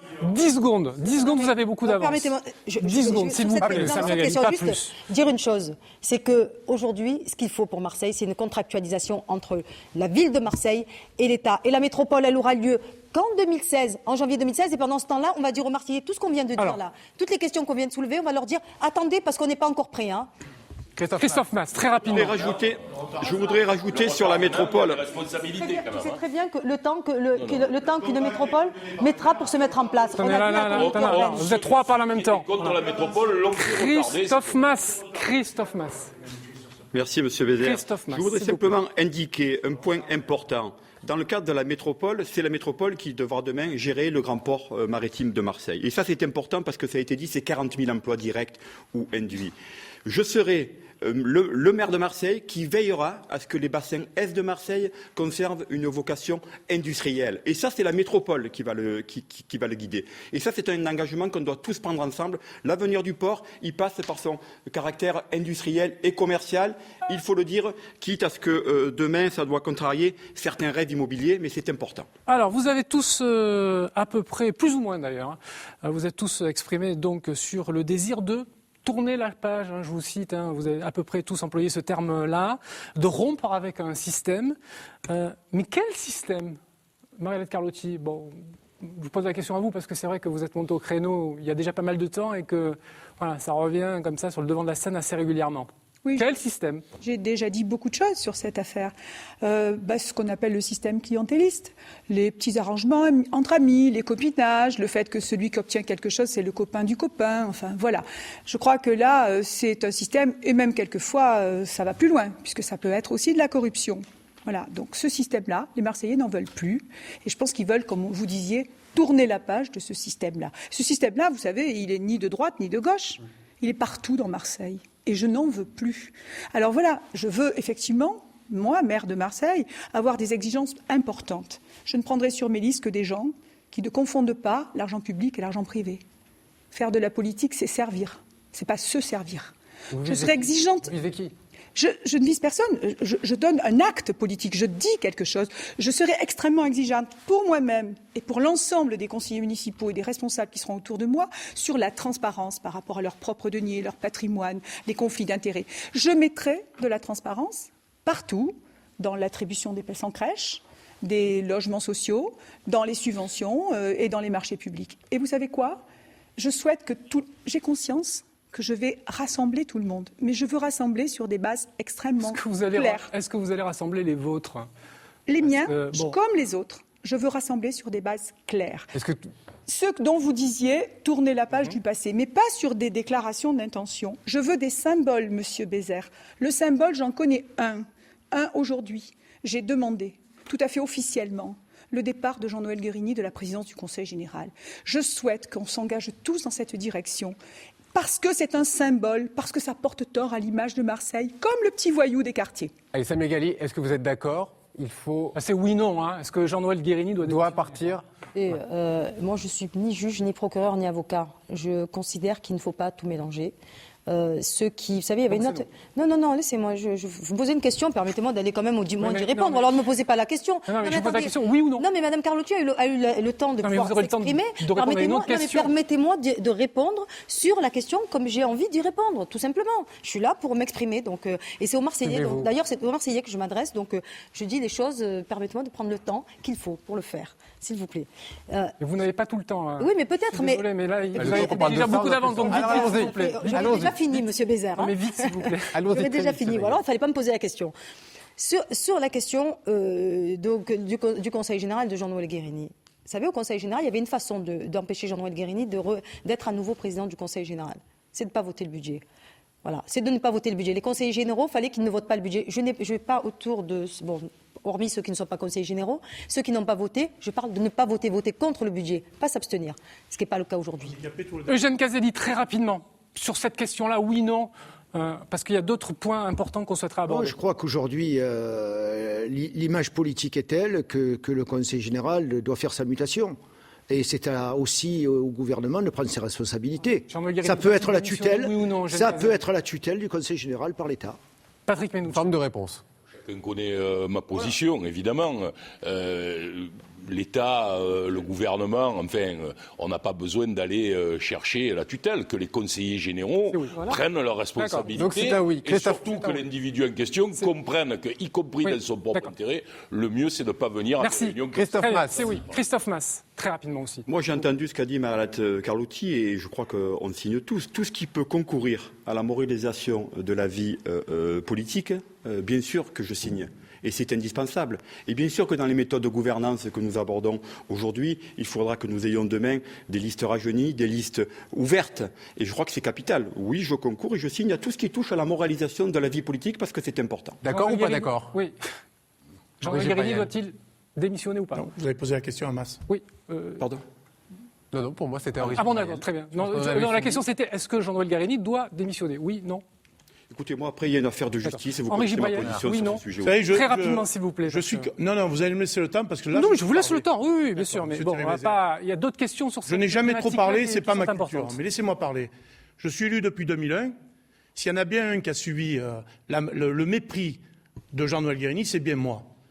Je suis resté 4-5 ans au pain et à l'eau, conseil général. Je n'avais le droit que d'aller dans mon bureau, dans le silence le plus total et la complicité de tout le monde, que quelques élus qui me parlent la parole. Alors, ne me parlez pas de Jean-Noël Guérini, s'il doit partir, s'il doit rester, son passé, son présent, son avenir ne m'intéresse pas. Il y a une justice qui doit s'appliquer dans cette ville et qu'on arrête. Parce que quand on parle de transparence, il faut parler de transparence en tout. Et il faut pas, vous savez, quand je veux faire une fête à Estac, ça coûte 20 000 €, on me la donne pas. Mais quand il faut faire une fête au panier, on la donne. Tant mieux pour les gens du panier. Mais les gens d'Estac aussi. Donc, ça, c'est des thèmes très importants. Vous me parlez à moi de Guérini. Moi, Guérini, j'en ai subi les fourches de Guérini. Vous voyez, donc, Guérini doit prendre ses responsabilités. Et quand on parlait tout à l'heure de tous les problèmes récurrents dans cette ville, les problèmes de saleté, etc., et Mariette Carlotti a raison de le dire, il y a quand même une image à donner sur la classe politique marseillaise. Vous disiez tout à l'heure, dans le sondage, 49% de gens ne trouvent personne de crédible dans les candidats présentés qu'on leur présente. Donc, si en plus, on a des élus qui ne se respectent pas eux-mêmes, alors excusez-moi, on peut arriver à 70, 80% de gens qui ne voudront pas faire de cette élection une réussite pour le Parti socialiste. Mais sur le fait qu'il faut qu'il y ait plus de transparence sur l'attribution des marchés publics, écoutez, moi, sur les si places en crèche, je voudrais qu'il y ait de la transparence. C'est quelque chose que vous validez ou pas? Oui. Moi, écoutez, je veux qu'il y ait de la transparence de partout, en matière d'attribution de logement, en matière d'emploi, en matière de marché public, de partout, il faut qu'il y ait de la transparence. Cette transparence, si elle n'existe pas, elle gangrène la vie politique et elle crée un fossé entre le citoyen et le politique.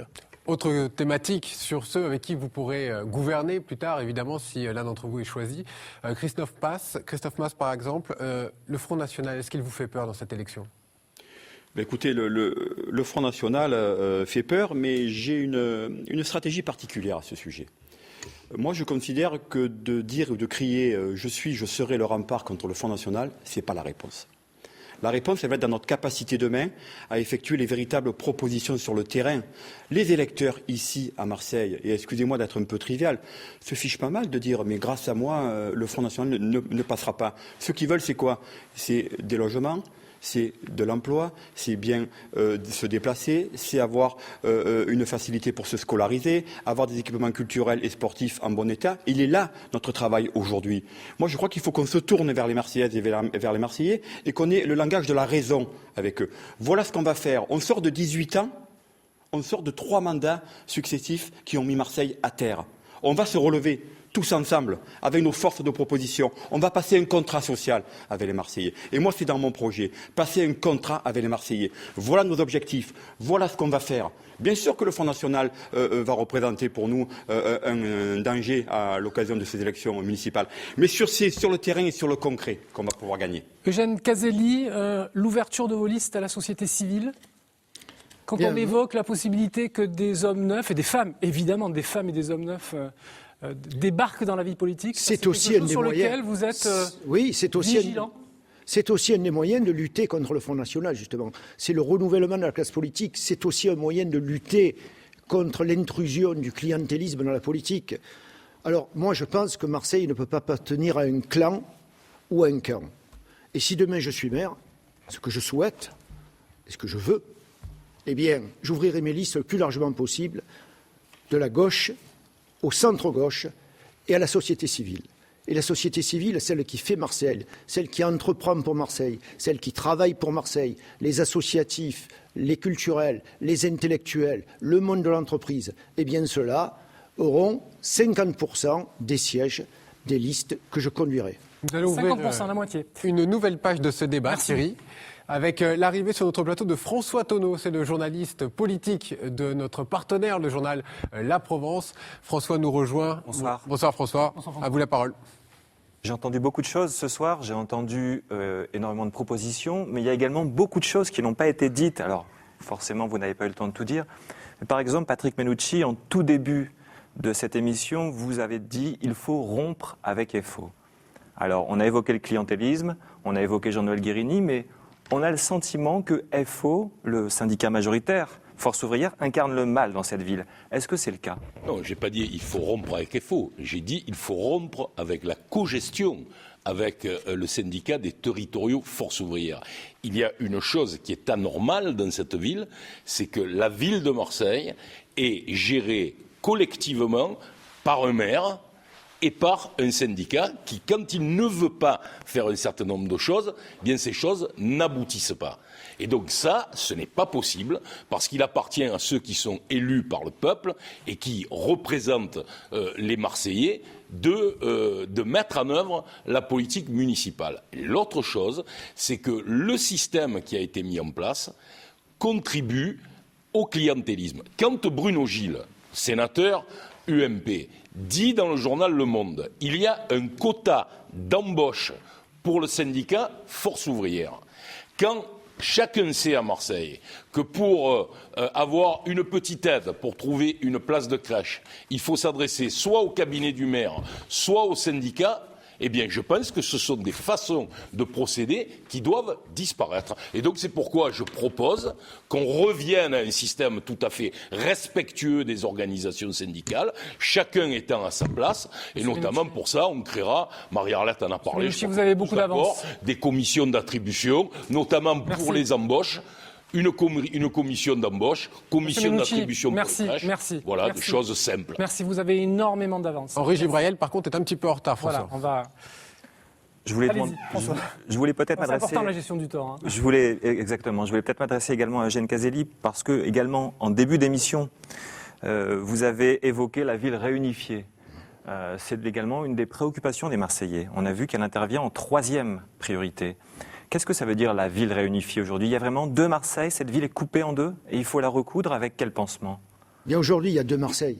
C'est une évidence. Il y a le Marseille qui réussit, celui qu'on nous montre. C'est celle du Mucem, c'est celle du Vieux-Port, c'est celle d'Euroméditerranée. Et puis il y a un Marseille aussi qui s'enfonce dans les problèmes urbains, les problèmes économiques, les problèmes sociaux et bien entendu les problèmes sécuritaires. Alors il faut remettre de l'égalité dans cette ville. Remettre de l'égalité dans cette ville, c'est remettre de l'égalité dans l'emploi. Et j'ai parlé des zones socialement prioritaires. C'est de remettre de l'égalité dans l'école. C'est de remettre de l'égalité dans les équipements sportifs. C'est de remettre de l'égalité dans les transports, puisqu'on puisse enfin faire cet axe nord-sud que l'on attend et que la municipalité précédente n'a pas souhaité faire. Elle a préféré un transport de centre-ville qui concerne 4 arrondissements. C'est pas comme ça qu'on fait. Cette ville, elle a besoin d'être réunifiée aussi par la culture. Le grand oublié de Marseille 2013, c'est le nord de la ville, Samia pourra en parler. Et justement, il faut créer des équipements structurants qui soient signifiants. Alors le premier, c'est une université de la mer sur le grand port maritime de Marseille, et il y a le foncier pour le faire, où l'on enseignera tous les métiers de la mer, la réparation navale, l'architecture navale, l'écologie marine. Rapidement, Monsieur Caselli, vous prenez de l'avance. Je termine. Très rapidement. L'écologie marine, les énergies sous-marines, elle sera unique au monde. Et des étudiants du monde entier viendront, une cité étudiante, une école des arts et des talents, en plein milieu des quartiers nord également. Tout cela, c'est de l'égalité, et de l'égalité républicaine, parce que Marseille est une et indivisible. Merci beaucoup, Monsieur Caselli. L'égalité républicaine. Henri Gibrayel, vous êtes député des quartiers nord. Or, on a le sentiment que vous n'êtes député que des quartiers nord. Est-ce que Marseille est aussi coupé en deux politiquement? Est-ce que Henri Gibrayel est entendu dans les quartiers sud de Marseille? Oui, je pense que je suis entendu parce que je suis parlementaire. Quand je suis à l'Assemblée nationale, tout à l'heure Patrick Menouchier le disait, on s'est battu pour la métropole. Je ne me suis pas battu pour la métropole pour le 15e, 16e ou 14e. Je me suis battu pour la métropole pour tout Marseille. Je suis un élu marseillais, je suis un élu des quartiers nord, mais je suis l'élu de tout Marseille. Je me présente à une élection, pas uniquement pour servir les quartiers nord. Alors ça veut dire que Marseille est une et indivisible, comme dit le... Ça veut dire que Marseille est une et indivisible, comme dit le maire. Pour moi, pour vous, il n'y a pas de absolument, absolument. Je reconnais que cette ville est une et indivisible. C'est une ville. Il faut rejoindre. Moi, ce que je veux, c'est, je veux pas prendre au sud pour équilibrer le nord. Je veux équilibrer le nord au niveau du sud. Parce que le Nord a accumulé des retards. Si aujourd'hui on a cette délinquance au Nord, c'est qu'au Nord on a laissé pendant des décennies entières s'accumuler des retards en matière d'infrastructures sportives, éducatives, culturelles, etc. Allez dans les quartiers nord de Marseille, trouvez-moi un théâtre. Ben c'est ça, il y a une fracture. Il y a une fracture numérique, sociale, économique. Mais le Sud aussi, il faut s'occuper du Sud. Il y a aussi des quartiers dans le Sud où il faut essayer de faire du transport en commun. Je parlais tout à l'heure des Our. Il y a une vraie fracture, une véritable fracture entre le Nord et le Sud. Vous prenez votre voiture, vous allez vous promener dans le Nord de Marseille, puis à un moment donné, vous montez boulevard Charles-Yvon et vous attaquez la corniche Kennedy. Celui qui est à côté de vous et qui ne connaît pas Marseille, il dit « On est dans une autre ville ?» Il y a vraiment une rupture entre deux. Mais moi, je ne veux pas appauvrir le Sud au profit du Nord. Je veux équilibrer le Nord au niveau du Sud. C'est ça que j'ai envie de faire. Donc Marseille, il y a une véritable fracture. Merci, M. Gibrayel. Et si on considère que les Marseillais du Sud Conclusion, sont mieux que ceux du Nord, c'est pas possible ni l'inverse. Merci beaucoup. Je vous ai entendu beaucoup parler de l'économie, de 100 000 emplois à créer, à trouver, des emplois privés. Christophe Masse, le maire actuel, et l'UMP, mise beaucoup sur le tourisme. Aucun d'entre vous ici n'en a parlé. Est-ce que ça veut dire que si l'un de vous est élu, il faut jeter le bébé tourisme avec l'eau du bain Gaudin? Certainement pas. Certainement pas, et si c'est bien moi que vous posez la question, je crois, d'accord. Certainement pas. Je crois que nous avons de nombreux leviers à actionner. Il n'y a pas à Marseille une seule piste, un seul remède sur l'emploi. Il y a un levier important qui est le levier métropolitain, nous l'avons évoqué. Il y a le levier de l'attractivité du territoire et la capacité du maire VRP, on l'a dit aussi. Et il y a aussi, bien sûr, tous nos leviers liés à la situation géographique de Marseille, au climat de Marseille. Et bien entendu que le tourisme en fait partie. Il y a quelques minutes, lorsque je parlais de la métropole, j'ai exprimé aussi mon désir de voir le grand port maritime de Marseille ne pas perdre cette vocation industrielle. Ne pas perdre cette vocation industrielle ne veut pas dire se couper du tourisme et des croisières. Bien au contraire, je crois qu'on doit axer notre développement sur ce sujet. On n'a peut-être pas parlé de ça parce que ce n'était pas dans les 3 ou 4 grands thèmes retenus. Donc aujourd'hui, ce que je peux vous dire en devançant peut-être le prochain débat, bien sûr que Marseille ne se tourne pas assez vers la mer. Bien sûr qu'on doit développer cette économie touristique. Bien sûr qu'au lieu de faire une patinoire à la Caplette, on aurait dû faire un grand centre de plongée international sur notre beau rivage. Oui, c'est important. Et bien sûr que le tourisme est capital. Conclusion. Très bien, parfait. Vous êtes d'accord, Maria-Arlette Carlotti? Tout à l'heure, vous disiez en début d'émission qu'il fallait faire rêver, que Marseille devait refaire rêver. Est-ce que c'est encore compatible avec la politique de faire rêver? Et est-ce que ça passe par ce développement-là? Bien sûr que je veux attirer les touristes, mais je m'inquiète quand je vois l'image que l'on donne de nous. Je m'inquiète que les chefs d'entreprise ne veuillent plus venir et que les touristes partent. Donc voilà, je pense qu'il faut effectivement montrer ce Marseille que nous aimons. Vous parliez tout à l'heure de ce Marseille unifié. Elle a une identité, elle a une personnalité, cette ville.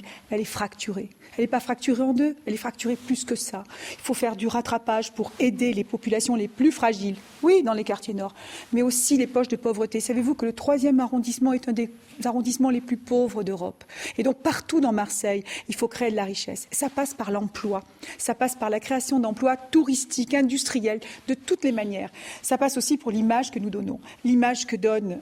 Moi, je ne veux plus qu'on parle de Marseille à travers les questions de sécurité et d'insécurité. Il faut régler la question, mais montrons qu'on est capable d'autre chose. La culture, quel vecteur d'économie, quel vecteur de fierté. Je veux développer la culture à Marseille. Je veux prolonger le Marseille capitale européenne de la culture, avec aussi en compensant tous les défauts, toutes les absences, comme la culture de rue, la culture urbaine, le hip-hop. Il faut porter Marseille. Et tout prendre pour porter Marseille. C'est comme ça qu'on peut faire rêver. Mais les Marseillais rêveront très vite parce qu'ils ont une espèce de Marseille chevillée au cœur. Maria, une question subsidiaire parce que ça n'a pas été vraiment évoqué. Votre projet passe-t-il par une augmentation des impôts locaux ou pas? Absolument pas. La pression fiscale aujourd'hui est très importante. Vous savez, le maire a augmenté les impôts locaux jusqu'en 2011. Comme par hasard, il s'est arrêté en 2011. Et en particulier, la taxe d'habitation. Par contre, je sais que le budget va être extrêmement restreint, extrêmement difficile, extrêmement tendu. Je pense qu'il faut faire des économies d'abord. On peut dégager 30 millions d'euros d'économies. Par exemple, mais c'est qu'un exemple. Il y a 2200 véhicules dans cette ville. Bien. Donc on peut faire des économies. Merci, madame. Et puis on peut attirer l'argent de l'État. Je ne suis pas la plus mal placée pour le faire. François. Je m'excuse, mais il n'y a pas eu d'arrêt de la pression fiscale par la municipalité. Nous avons eu depuis maintenant 5 ans, prenons ce mandat, une augmentation moyenne de 3,8 par an et ça se poursuit. Évidemment, il y a une diminution, il y a une stagnation parce qu'on arrive aux élections, mais évidemment que le maire de Marseille a multiplié les taxes. Merci pour l'information. Il suffit d'ailleurs de regarder les François. impôts locaux. 2 augmentations d'impôts et une augmentation des bases. Il a dit la même chose que moi. Dans la même nature. François. Je termine peut-être avec Samia Ghali. Vous avez dit au début de cette émission qu'il fallait s'unir. Est-ce que vous êtes certaine que tous les 6, vous arriverez à vous unir, à dépasser vos divergences qu'on a vues sur ce plateau, même si vous avez été plutôt mesurés? Est-ce que vous pensez que cette primaire franchement, se fera sans dérapage? Là-dessus, Monsieur Tonneau, je n'ai aucun doute, et je peux me permettre de parler au nom de mes camarades, même si nous avons... vous savez la différence entre nous et la droite, c'est que nous sommes là pour débattre entre nous, pour à la fin, finalement, quoi qu'il arrive, avoir un projet commun et défendre les Marseillais. Parce que c'est ce que nous faisons depuis tout à l'heure, depuis plus d'1 heure, c'est ce que nous faisons, c'est défendre les Marseillais et regarder l'intérêt de Marseille. Je n'ai pas encore vu la droite faire le même exercice pour venir. Alors certes, il n'est pas simple, il n'est pas facile, on a des divergences, on peut aussi se tutiller, mais au final, ne vous inquiétez pas, Monsieur Tonneau, nous serons rassemblés. Si c'est votre question. Alors, est-ce que vous discutez entre vous, oui, à la vue des sondages, non, à toi la mairie, à moi la métropole? Ah non, je passe pas. Est-ce que vous en êtes déjà là? Je suis pas là. Non, je vous pose la question parce que... Bon, mais ça s'appelle pas discuter, ça. Ça s'appelle comment alors? Des tractations? Ça s'appelle cuisiner. Ça, c'est les anciennes méthodes. C'est encore les anciennes méthodes. Est-ce que vous cuisinez entre vous? Qui est le chef en cuisine alors? Est-ce qu'il y a des équipes qui peuvent... Je vous pose la question, Monsieur Menucci. C'est importante. Voilà, c'est et pour moi, ça que je vous la pose. Je le dis, je trouve que la façon dont nous prenons les uns et les autres, nous le prenons au sérieux. Et comme nous sommes devant les Marseillais dans cette question-là municipale où nous voulons faire comprendre quelle est notre position, bien, on ne participe pas du tout à ce type de cuisine, comme tu dis. Et aujourd'hui, on est vraiment dans l'explication de notre travail. Et c'est les Marseillais qui décideront. C'est aussi simple que ça. Ouais. Oui, on est sur le regard des Marseillais, c'est le plus important. D'accord, très bien. François Tonneau, peut-être une dernière question? Oui, peut-être puis on va passer à la minute de conclusion pour tous les candidats. Peut-être une dernière question. Patrick Menucci, tout à l'heure, vous disiez diviser par 2 la pauvreté. Patrick Menucci a beaucoup d'avance. Hein. Ça ne nous arrange pas du tout, cette question-là. C'est une question générale, François. Alors, peut-être quelqu'un qui a moins d'avance, peut-être Henri Gibrayal, diviser par 2 la pauvreté. C'est quoi? Ça se décrète comment? Et surtout, ça se règle comment, concrètement? Oui, vous savez, on peut la diviser par deux, bien sûr. Patrick Menucci a raison. On est dans une ville où il y a un taux de précarité extraordinaire. Vous savez, quand vous avez 83 000 personnes qui demandent un emploi et qui n'ont pas d'emploi, ils sont dans la précarité. C'est toujours pareil, c'est l'économie qui fera ça. Si on crée de l'emploi, la richesse, si on arrive à donner de l'emploi à la jeunesse marseillaise, à tous ceux qui cherchent un emploi, je crois qu'on pourra résorber la précarité et la pauvreté sur Marseille. On est dans une ville où il y a 30% de Marseillais qui vivent en dessous de pauvreté. Les banques alimentaires prolifèrent dans les quartiers, les restaurants du cœur. Chez nous, dans le nord de Marseille, c'est sans arrêt, je veux dire. Il y a vraiment une situation de pauvreté à Marseille et je crois que la métropole permettra, cet outil que sera la métropole, va permettre de créer de l'emploi, 100 000. On pourra se déplacer, il y aura des transports, des bassins de vie au bassin d'emploi et je crois que là, on a raison tous de dire qu'on peut résorber et réduire la pauvreté de 50%. Comme tout à l'heure avec la question sur Jean-Noël Guérini, vraiment très rapidement, oui, non, vous ne développez pas, sinon on ne va pas s'en sortir parce qu'on a quand même un impératif horaire à respecter, c'est indispensable. Est-ce que vous avez tous chiffré le coût de votre programme et est-ce que finalement, ce que vous êtes en train de proposer n'est pas surévalué? Est-ce qu'on ne rase pas gratis pour employer une expression un peu triviale? Samia Ghali. Allez, donc c'est moi qui démarre. D'abord, vous avez vu qu'il y a un rapport de la Chambre régionale des comptes, mais c'est compliqué de... Oui, vous me dites oui ou non, alors je réponds oui, mais il y a la Chambre régionale des comptes qui a pointé des problématiques sur la ville de Marseille, la gestion de la ville. C'est des choix politiques. Il y a des choix politiques qui seront faits. On fera des économies là où il faudra les faire pour pouvoir financer, mais je l'ai dit encore une fois, il faudra que l'État aussi contractualise avec la ville de Marseille sur les projets. Rapidement. 520 millions, mais une grande partie des projets sont des projets coproduits avec la métropole ou avec les autres collectivités. Patrick Menucci. Il faut faire des économies si on veut faire un certain nombre de choses. Je pense notamment à la police municipale. Vous avez chiffré? Moi, j'ai chiffré. Alors, j'ai fait un certain nombre de propositions. Le retour d'un certain nombre d'équipements des DSP vers la ville de Marseille.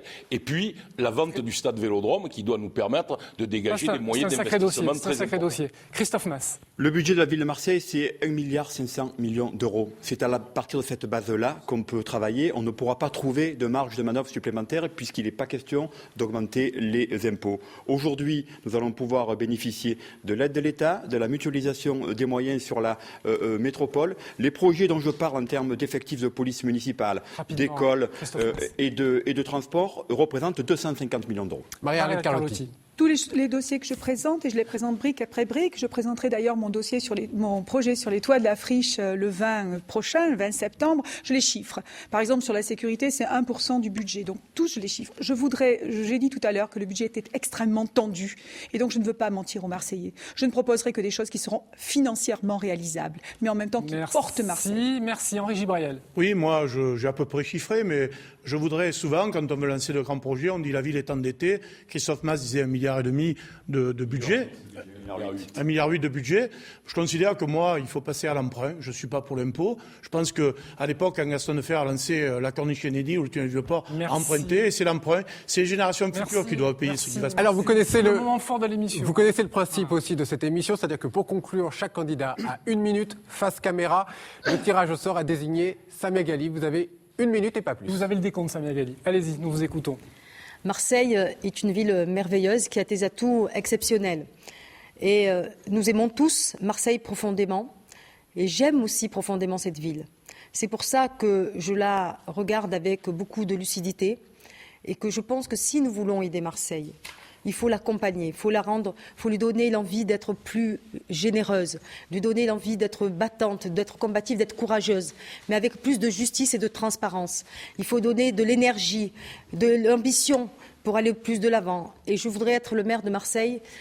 Je voudrais être le maire qui rassurera les Marseillaises et les Marseillais. Je voudrais être le maire qui redonnera l'espoir à la jeunesse pour la faire rentrer Marseille dans la modernité.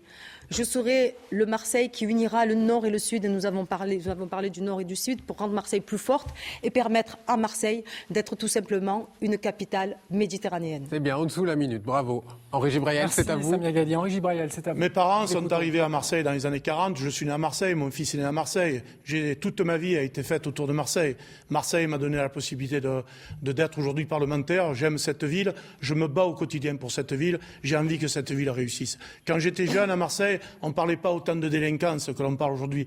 J'en ai assez de voir ces petits gamins de 7-8 ans vivre dans cette culture du crime, puisque tous les jours, il y a un homicide. J'ai envie de donner à cette ville l'essor économique qu'elle a. Je suis ravi que le gouvernement aujourd'hui se penche sur Marseille, que Jean-Marc Ayrault ait voulu vraiment faire en sorte que cette ville sorte de l'enfouissement dans lequel elle est. Et puis, cette ville, je l'aime. Je l'aime, ma famille l'aime, mes amis l'aiment, j'aime y vivre. Je voudrais que dans cette ville, dans quelques semaines, dans quelques mois, voire dans quelques années, on puisse dire la ville a été assainie, on a moins de problèmes de délinquance, on a de l'emploi, on a l'économie qui revient, on a le tourisme. Les gens viennent à Marseille sans la peur au ventre de se faire agresser ou de se faire racketter dans les quartiers de Marseille. Voilà, j'ai envie d'une ville prospère, j'ai envie que cette ville devienne la capitale de la Méditerranée, qu'elle devienne cette vraie plateforme, cette grande métropole internationale. Merci Henri Gibrel, pile poil dans le tempo. Merci à vous.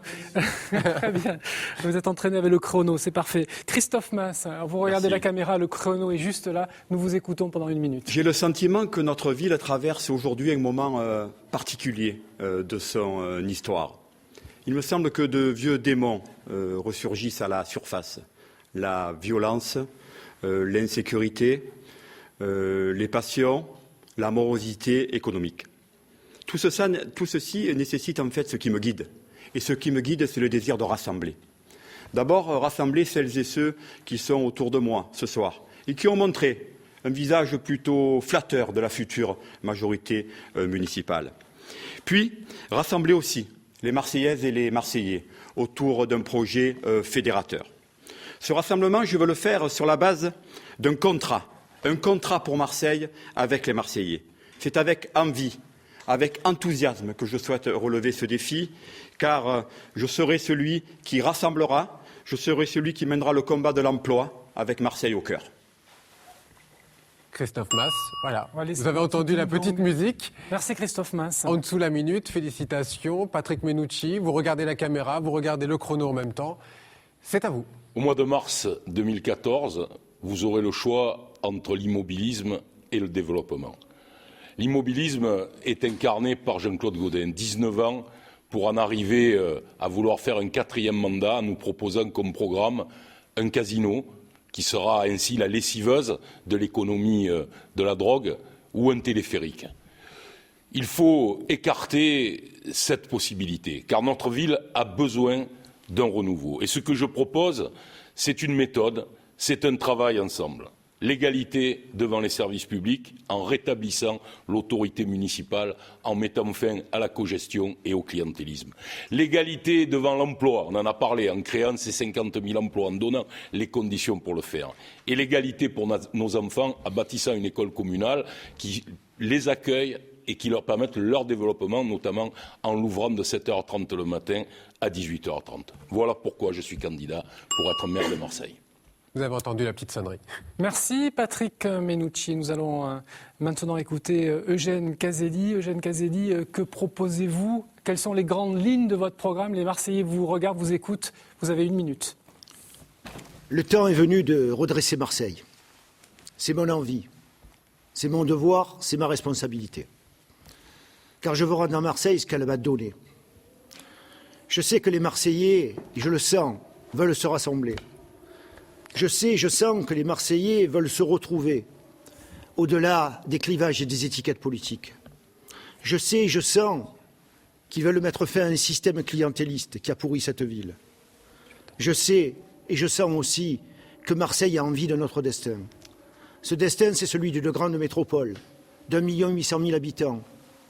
3 millions plus tard.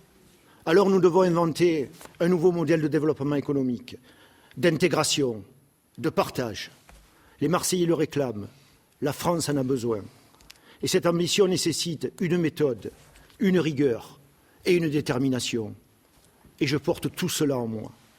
Alors construisons ensemble le Marseille de demain. Merci beaucoup. C'est la règle, Eugène Caselli, vous le savez, nous devons vous couper. C'est à vous, Marie-Arlette Carletti, qu'il revient de conclure en tout cas cette partie du débat. C'est la fin de ce débat. Vous avez la caméra, vous avez le chrono. J'avais fini. Vous aviez fini, Eugène Caselli. C'était très bien, M. Caselli. Mais c'est à Marie-Arlette Carlotti qu'il revient de conclure. Vous avez la parole.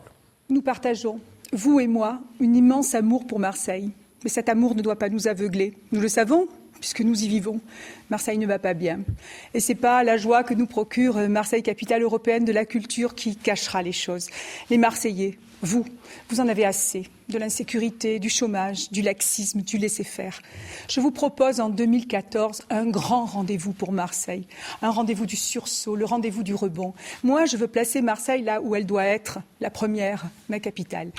Et ce que je vous demande, c'est de venir massivement voter le 13 et le 20 octobre prochain aux primaires que nous vous proposons, parce que ce jour-là, vous choisirez le maire de Marseille. Il vous restait 18 secondes, Marie-Arlette Carlotti. Rien à rajouter? Rien à rajouter. Très bien. Merci beaucoup. Merci à tous les 6 d'avoir répondu présents à notre invitation. Voilà, ce débat est terminé. Merci à vous de l'avoir suivi, d'avoir veillé un petit peu tard, mais bon, je pense que ça valait vraiment la peine. Je vous rappelle que les primaires socialistes se déroulent les 13 et 20 octobre, qu'il y a des bureaux de vote partout dans la cité phocéenne, dans 15 arrondissements de la cité phocéenne, 16 arrondissements. Il y a eu un regroupement. Oui, à Valier. Ah, ça c'est récent. Valier, oui, c'est ça. Bravo. Il s'affiche sur votre... Très bien. Merci d'avoir apporté cette précision et que le scrutin sera surveillé par une personnalité absolument indépendante, la haute autorité. Il veille. Voilà, c'est un point fondamental.